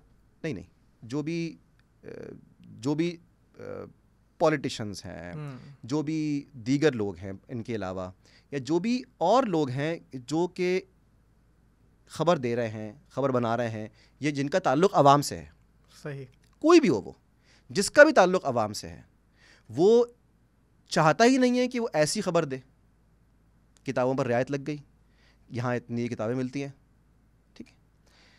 आपके पास गवर्नमेंट्स के अंदर नेशनल इनिशिएटिव एजुकेशन के लिए क्या है, रिफॉर्म्स क्या हैं? पिछले 20 साल में कितने नए तालीमी इदारे बने? पिछले 20 साल में यूथ प्रोग्राम्स कितने लॉन्च हुए? तालीमी प्रोग्राम। लैपटॉप किसी को आप ला के दे दें तो क्या वो उससे पढ़ना लिखना शुरू कर देगा? नहीं। आपको भी तो मिला है, मुझे याद है। नहीं, मैंने अप्लाई नहीं किया था। नहीं किया था? मैं सुना था कि सब गोल्ड मेडल्स को मिल रहा है। नहीं, वो यानी कि अप्लाई करना था, मैं पास आउट हो गया तो इसलिए फिर अप्लाई नहीं कर अच्छा, सकता था। तो किसी को अगर लैपटॉप मिल जाए, मैं किसी को मोबाइल फ़ोन दे दूं तो क्या वो पढ़ना लिखना शुरू कर देगा? नहीं। हाँ, मैं किसी के लिए कोई तालीमी माहौल, जगह, इन्वायरमेंट क्रिएट करूं, तालीम में मुकाबले का रुझान मैं एक लेकर आऊँ, आगे बढ़ने का रुझान लेकर आऊँ, वो है, ठीक है ना। वहाँ पर ऐसा कोई इनिशिएटिव आज तक पिछले 20 साल में, 30 साल में क्या कोई आपको दिखा है पाकिस्तान में? मुझको तो नहीं दिखा। लोग चाहते हैं पढ़ना, लेकिन एक्चुअली जब उनको दाएं बाएं से इन्वायरमेंट फिर अगेन इस तरह बच्चे का इन्वायरमेंट मैंने बताया था, ऐसा उनको अपने इन्वायरमेंट के अंदर जब ऐसा नहीं मिलेगा कि पढ़ना लिखना भी कोई चीज़ है, तो उनका इंटरेस्ट डेवलप नहीं होगा। अच्छा, फिर घर के अंदर आइए। घर के अंदर हर शख्स के पास, ये इसको डबरा उठा लेता हूँ ना मैं, एक अब्बा के पास है, एक अम्मा के पास है, ठीक है, एक बेटे के पास है, एक बेटी के पास है। फ़र्ज़ करें ये 4 लोग घर के अंदर रहते हैं। अब इन सब के मोबाइल की कीमत मिलाइए, तकरीबन अगर मैं बहुत ही सस्ते वाले भी मिला के करूँ तो इन चारों के मोबाइल फ़ोन मिला के 2 लाख रुपए बन गए। 2-2.5 लाख, बिल्कुल सस्ते की बात भी करूँगा, 2 लाख रुपए के मोबाइल फ़ोन्स हैं। घर के अंदर 20,000 रुपए की किताबें नहीं है। कौन रिस्पॉन्सिबल है? इसका रिस्पॉन्सिबल कौन है? हेड ऑफ फैमिली, सरबराह जो है, घर का सरबराह। देखें, ये मुआशरे कैसे बनते हैं? मुआशरा ऐसे नहीं बनता कि 5 लाख लोग एक मोहल्ले में रहते हैं तो उनसे मुआशरा बन गया। नहीं, मुआशरा पहले एक घर बनेगा, बिल्कुल फैमिली इंस्टीट्यूशन, फिर उसके साथ वाला घर बनेगा, फिर वो उसके बाद वाला घर बनेगा, फिर एक गली बनेगी, ऐसा ही है, फिर दूसरी गली बनेगी, तीसरी गली, चौथी गली, मोहल्ला, इलाका, ब्लॉक, बिल्कुल, फिर वो एरिया के बाद में दूसरा एरिया, तीसरा एरिया, चौथा एरिया, फिर शहर। इसको बोलते हैं मुआशरा। जब घरों में ये हाल है कि बच्चे को इनाम के तौर पे, देखिए human brain works upon the reward system, ये बात जहन में रखिएगा। इंसान का दिमाग रिवॉर्ड पे काम करता है। मैं ये करूँगा तो ये मिलेगा, मैं ये करूँगा तो ये मिलेगा। आप किसी के साथ भी कोई बिहेवियर करते हैं तो उस बिहेवियर की एक आउटकम के इंतज़ार में रहते हैं। मैं इसके साथ ये करूँगा तो मुझको ये मिलेगा। पेरेंट्स भी बच्चे बगैर किसी आउटकम के नहीं पालते। मैं इनको पालूंगा, ये अच्छा बनेगा, मेरी तारीफ़ होगी, ये अच्छा इंसान बनेगा, मेरी तारीफ़ होगी, ऐसा ही है, ये अच्छा बन के कुछ कमाएगा, मेरे लेकर मेरा सहारा बनेगा। सही ना? हम हर एक आउटकम पे होते हैं। घर में कोई बच्चा कुछ अच्छा कर रहा है, अब्बा ने उसको इनाम के तौर पे आजकल मोबाइल ला के दे दिया। ऐसा होता है? बिल्कुल होता है। टैब ला के दे दिया, ऐसा ही है, ठीक है ना। अच्छी अभी आजकल ये है कि पोजीशन आएगी या तुम अच्छा ये कुछ करोगे तो तुमको टैब मिलेगा, मोबाइल मिलेगा, ये मिलेगा, वो मिलेगा, ठीक है ना। वीडियो गेम का वो कंसोल मिलेगा, एक्सबॉक्स या पता नहीं PS2 वगैरह जो भी, PS4 अब तो शायद 5 है, I don't know, don't play games. तो आप जब तक बच्चे को इनाम के तौर पे किताब ला कर नहीं दे रहे, एक बार ला के देंगे वो नहीं पढ़ेगा, 2 बार नहीं पढ़ेगा, तीसरी बार थोड़ी सी पढ़ लेगा, चौथी बार आधी पढ़ लेगा, 5वीं 6वीं 7वीं 8वीं बार, फिर जब उसके इन्वायरमेंट के अंदर यही सब कुछ होगा तो वो पढ़ेगा। तो हम इसमें लानते भेजें गवर्नमेंट को नहीं, दे आर नॉट रिस्पॉन्सिबल। हम इसमें लानते भेजें एजुकेशनल इंस्टीट्यूट्स को नहीं, तो घरों के अंदर प्रॉब्लम है, घरों के अंदर एफर्ट नहीं है। जैसे गोरे देखें आप, गोरे बच्चे को सुलाने से पहले एक डेली बेड टाइम रीडिंग का उनका एक सिस्टम होता है। बच्चा लिटाया बेड में, उसके बाद बैठे कुछ पढ़ते रहे, सुनाया उसको कोई पोएम सुनाई, फिर बाद में जब वो थोड़ा बड़ा हुआ स्टोरी सुना रहे हैं। ये जो पोएम और स्टोरी जो गोरों के बच्चे ये सुन के सोते हैं, वो जब थोड़े बड़े होते हैं, अब तो पेरेंट्स आके पोएम या स्टोरी नहीं सुना रहे, तो अब वो खुद ही किताब पिक करेगा और खुद ही पढ़ के सोएगा। सही। You got that? आपने कहा से आपके 2 बच्चे छोटे हैं, एक 2 साल का और एक अभी तो 8 महीने का। 8। हाँ ठीक है ना। तो ये जब ये पोएम या स्टोरी रात को सुन के सोएंगे तो बड़े होंगे, और जब ये चीज़ नहीं होगी तो खुद ही किताब उठाएंगे। ऐसा ही है। कितना सिंपल है ये, क्या मुश्किल है? नहीं है ना? बिल्कुल। अच्छा, मेरे साथ में एक चीज़ हुआ करती थी, मैं अपना बता देता हूँ। हम छोटे थे, दादा हमारे मरहूम, वो डेली एक टाइम था, वो बुलाते थे और अखबार, हमारे घर में 2-3 अखबार आया करते थे, एक अंग्रेज़ी का आ गया, कोई एक उर्दू का आ गया, कुछ भी इस तरह से। तो वो बुलवा के, अच्छा भाई सुनाओ। अब हम अखबार की उनको हेडलाइंस पढ़ पढ़ के सुना रहे हैं। रीडिंग हैबिट वो बनवा रहे थे। ठीक है। अब फिर अंदर फिर हमें नौनिहाल मिलता था हाथ में, तालीम व तरबियत एक रिसाला बड़ा मशहूर, और नौनिहाल वो हमको मिलते थे पढ़ने के लिए। ठीक है ना। स्टोरी बुक्स हमको मिला करती थी। हमने कोई भी अच्छा काम किया, अब्बा हमेशा एक किताब पकड़ा दिया करते थे लाके। ठीक है ना। फिर अब्बा ने, हालांकि वो मेडिकल के बंदे नहीं थे, उन्होंने बहुत, हम लोग जब छोटे छोटे थे तो उन्होंने, एक ब्रिटिश था बंदा, वो जा रहा था, हम लोग पाकिस्तान से बाहर की बात है, तो वो अपना सेट बेच रहा था इंसाइक्लोपीडिया ब्रिटानिका, वो मेडिकल का, उन्होंने वो परचेज़ कर लिया। सही। ठीक है। और लेके उन्होंने अपनी वो शेल्फ के अंदर रख दिया। तो उस वक्त हालांकि हम इतने छोटे छोटे बच्चे थे, लेकिन एक्चुअली मेडिकल बुक्स आंखों के सामने आ गई, वो पढ़ना शुरू किया आप। विजुअल। मैंने क्या कहा आपसे? विजुअल। तो visual contact with the books. फिर तफसीर की रखी हुई है, मज़हब की रखी हुई किताबें घर में, और दीगर चीज़ों की रखी हुई हैं। वो बच्चा भले पढ़ने लायक नहीं हो, लेकिन अगर विजुअल किताबों का है तो उस पर असर पड़ेगा। तो असर पड़ेगा। देखते देखते देखते देखते एक दिन हाथ जाएगा, किताब बाहर आएगी। ठीक है। इसलिए विजुअल बहुत ज़रूरी है। वो एक जुमला है, वो घर के अंदर भी इस्तेमाल हो सकता है कि दिखेगा तो बिकेगा। ऐसे ही है। वो किताबें देख ही नहीं रहा तो पढ़ेगा कैसे? तो क्या पढ़ेगा? उसकी आदत ही डेवलप वो नहीं घर में किताब हिलती जुलती भी नहीं देख रहा तो क्या करेगा? ठीक है ना। जैसे मेरे वो ना, मुझे वो बहुत शौक था बचपन में वो खेलने का, क्यूब नहीं होता जो सॉल्व करते हैं पजल। तो पहले ना मेरे अब्बा देख के कहते हैं यार ये क्या फालतू चीज़ है, उनको नहीं समझ आता था। तो कह लेंगे यार क्या फालतू चीज़ है, ये क्या फालतू काम है, क्या कर रहे हो? मैंने कहा नहीं, कहता हर वक्त इसी में लगे रहते हो। अब हमारे ज़माने का वो चीज़ थी, वो स्मार्टफोन था नहीं, तो मैं उस पर लगाऊँ। वो हर दफ़ा जब भी आए वो उनको देखे। एक दिन वो बैठे हुए थे और मैं अगले कमरे से देख रहा हूँ, आके बैठे, वो साइड टेबल पे रखा हुआ था, अब्बा बैठे हुए, बैठे एकदम से उन्होंने देखा उसको, एक आध बार उठाया, वो उसको करना शुरू हो गए। सही है। देखिए ये मैं इसको रिकॉल करता हूँ कि विजुअल अपील, एक चीज़ जब दिख रही है हाथ खुद जाएगा और इस चीज़ को अप्रोच करेगा। You can do that with the kids. Similarly आप उनके सामने किताबें नज़र आनी चाहिए, तब वो किताब पर जाएंगे। जो चीज़ वो देखते ही नहीं वो उसको अप्रोच नहीं करेंगे। आपने बहुत अच्छे से समझाया। अच्छा डॉक्टर साहब, एक अहम सवाल ये है कि पाकिस्तानी माशरा, हमारी जो सोसाइटी है, हर कोई जो है वो जहनी खलफिशार का शिकार है। महंगाई कह लें या बहुत सारी परेशानियाँ, घरेलू परेशानियाँ, जॉब, पढ़ाई, बेरोज़गारी, लाइट की बंदिश, बहुत सारे मसाइल हैं। बाहर ममालिक में हम देखते हैं कि अगर कोई जहनी खलफिशार का शिकार हो, कोई मसला हो, यानी कि हम ये नहीं कहेंगे कि वो पागल या नफसियाती है, अच्छा इंसान, कोई कामयाब बिजनेसमैन, कोई जॉब करता है, किसी भी शोबा है ज़िंदगी से उसका ताल्लुक़ है, अगर वो परेशान होता है तो वो जाता है साइकेट्रिस्ट के पास, डिस्कशन करता है, अपना कैथारसिस करता है और वो रिलैक्स फील करता है। हमारे माशरे में नाज़माबाद में एक मरकज़ है, अगर कोई वहाँ चला जाए गलती से और बाहर निकलता है, उसको कोई देख ले जानने वाला, वो नफसियाती, इसका स्क्रू ढीला हो गया, क्यों, ऐसी बातें की जाएंगी। ठीक है। तो बंदा क्यों जाएगा वो, और वो घुट घुट के उसके अंदर बहुत सारी चीज़ें। क्या इसका इलाज है, क्या करना चाहिए? अच्छा, ठीक है, good question again, thank you.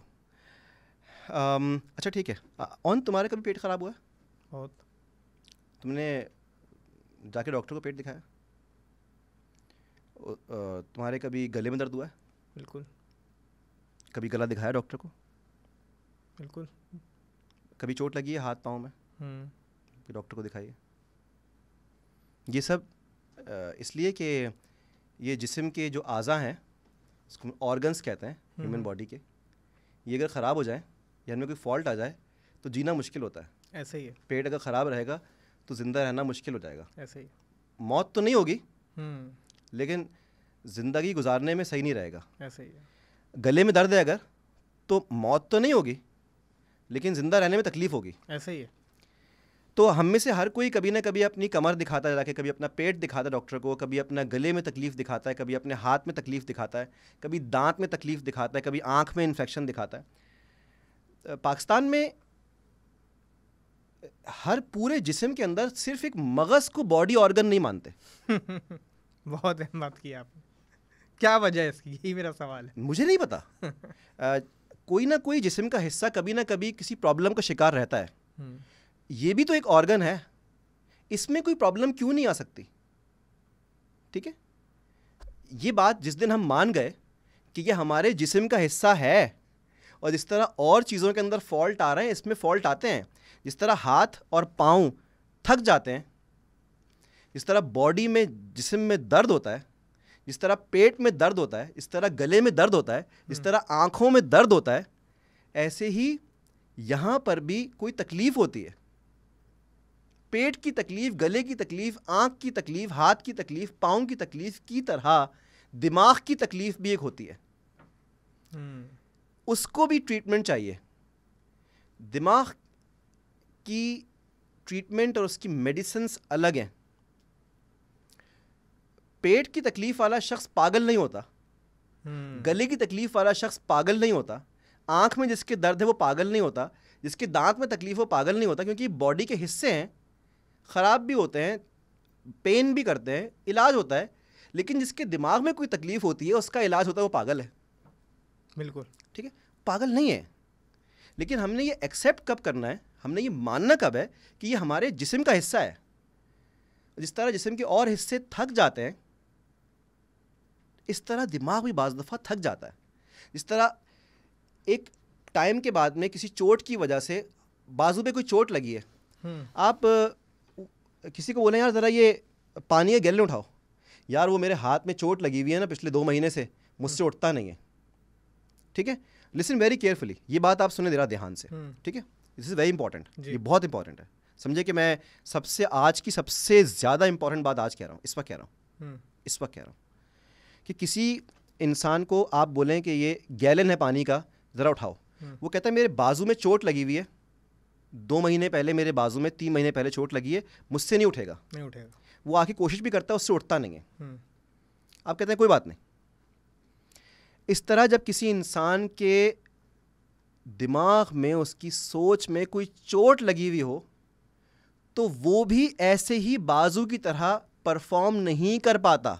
बहुत अच्छी मिसाल दी। बिल्कुल, इस चीज़ को जानना ज़रूरी है कि क्या चोट लगी है नफ्सियात पे जिसकी वजह से वो बहुत सारे अपने काम नहीं कर पाता। तो उसको ट्रीटमेंट की ज़रूरत है, उसको देखभाल की ज़रूरत है। तो जैसे आपके हाथ, पाँव, पेट, आँख, नाक, कान, दांत हैं, ऐसे ही आपका दिमाग है। पाकिस्तान में ये चीज़ इसलिए नहीं है क्योंकि हमारे पास अवेयरनेस के इशू हैं, एजुकेशन के इशू हैं। एजुकेशन नहीं होगी, इस बात की अहमियत नहीं होगी, और जब इस बात की अहमियत नहीं होगी तो फिर लोग जाएंगे नहीं। बाहर मुल्कों में तो बाज़ दफ़ा साइकाइट्रिस्ट और थेरेपिस्ट कम पड़ जाते हैं। अच्छा, साइकोलॉजिस्ट कम पड़ जाते हैं। हर वहाँ पे पर ह्यूमन रेशो चलता है कि 10 लोगों के ऊपर कितने साइकाइट्रिस्ट साइकोलॉजिस्ट हैं। फ़लाने स्टेट में, फ़लाने शहर में, फ़लानी काउंटी में, फ़लानी जगह के ऊपर इतने साइकोलॉजिस्ट कम पड़ गए, हमें वहाँ रिक्वायरमेंट है, तो वहाँ भेजते हैं कि भाई उस इलाके में कम पड़ गए हैं, क्योंकि हर इंसान उनको रुजू कर रहा है, क्योंकि उनको ये बात पता है कि बॉडी के दीगर ऑर्गन्स की तरह ये भी एक ऑर्गन है, इसमें प्रॉब्लम्स आ सकती हैं। सही है, और इसको भी ट्रीटमेंट की, देखभाल की ज़रूरत है। अच्छा, इसका ट्रीटमेंट ज़रूरी नहीं कि मेडिसिन से हो, ये मैं इतना बता दूं। अगर कोई किसी इंसान के साथ कोई प्रॉब्लम है तो इट्स नॉट नेसेसरी कि वो दवाएं ही लेगा तो ठीक होगा। दवाओं के अलावा थेरेप्यूटिक तरीके हैं, वो डिस्कशन कर ले, अपनी बातें कर ले। बहुत सारे लोग जैसे भी एक डेवलपमेंट हुई है। मैंने रिसेंटली मैं क्वालिफाइड हुआ एरिज़ोना ट्रॉमा इंस्टीट्यूट, दुनिया का सबसे बड़ा जो ट्रॉमा सेंटर है और ट्रॉमा इंस्टीट्यूट है रिसर्च का, वो एरिज़ोना के अंदर है। सही है। वहाँ पर अब एक इंटरवेंशन काम कर रही है। मैं ट्रॉमा सर्टिफाइड हुआ ना, तो मैंने ट्रॉमा का ट्रीटमेंट कैसे करते हैं मैं उसमें भी रिसेंटली सर्टिफिकेशन किया। तो वो अब ये इस बात पे काम कर रहे हैं कि ट्रॉमा यानी कि हादसा, किसी इंसान का कोई साथ में कोई ट्रॉमा हुआ है, किसी हादसे से गुजरा है, तो उस शख्स के साथ में वो ट्रॉमा ट्रैवल कर रहा है ज़िंदगी में उसकी। वो कह रहे हैं कि हमें अब ट्रॉमा का ट्रीटमेंट नहीं करना है, हमें उसकी वजह का ट्रीटमेंट करना है। कॉज क्या थी, कि वो कॉज क्या थी जहाँ से वो गुजरा है। अब वो कोई उसका कोई जॉब पे कोई ट्रॉमा हुआ है, उसको कोई लाइफ में रिलेशन के अंदर कोई ट्रॉमा हुआ है, उसकी शादी में कोई ट्रॉमा हुआ है, उसके साथ कोई रोड एक्सीडेंट का ट्रॉमा हुआ है, उसके पास कोई बम ब्लास्ट हुआ है, कोई गन फायर हुआ है, उसके साथ कोई रॉबरी हुई है, ये सब ट्रॉमेटिक है। ऐसे ही है। तो वो कह रहे हैं हम उसकी वजह पे जाएंगे, हम उसको दवाएं देके एंग्जाइटी की, डिप्रेशन की, नींद की, उसको हम तबाह नहीं करेंगे। क्या बात है। हम उसकी वजह पे जाएंगे। हमें पाकिस्तान में साइकोलॉजिकल इश्यूज़ बहुत आम हो चुके हैं, बहुत ज़्यादा हैं। उनके इफ़ेक्ट्स हमको सोशल मीडिया पर दिखते हैं। लोग जो हरकतें करते हैं वो उन्हीं बहुत सारे मसाइल की वजह से हैं। हेट मॉन्गरिंग बहुत हो गई है, हेट स्पीच बहुत हो गई है, लोग एक दूसरे को बर्दाश्त नहीं कर रहे हैं।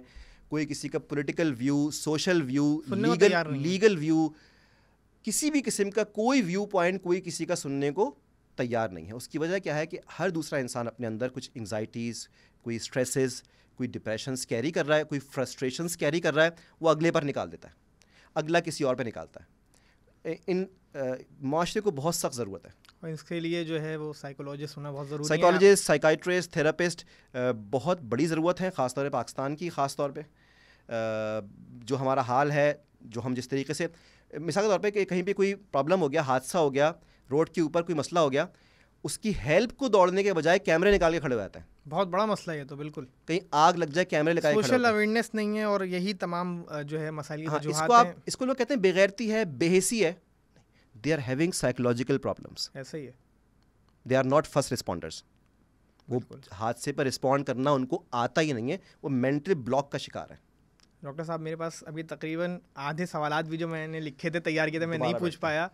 इंशाल्लाह मज़ीद इस पे हम नशिश रखेंगे और एक सीरीज़ ऑफ इंटरव्यूज़ भी अगर इस पे हो तो कम है, जितनी अच्छी बातें हुई। और जो आपने कोर मसाइल की तरफ तवज्जो दिलाई, प्राइमरी लेवल से बच्चे के पैदा होने के बाद से लेके अपर साइड तक, और आपका बहुत शुक्रिया कि आप तशरीफ़ लाए। नाज़रीन, मिलते हैं अगले पॉडकास्ट में एक नए मेहमान के साथ, और मेरा आपसे ये वादा है कि ये सिलसिला जारी व सारी रहेगा। तब तक के लिए इजाज़त दीजिए। अल्लाह हाफ़िज़।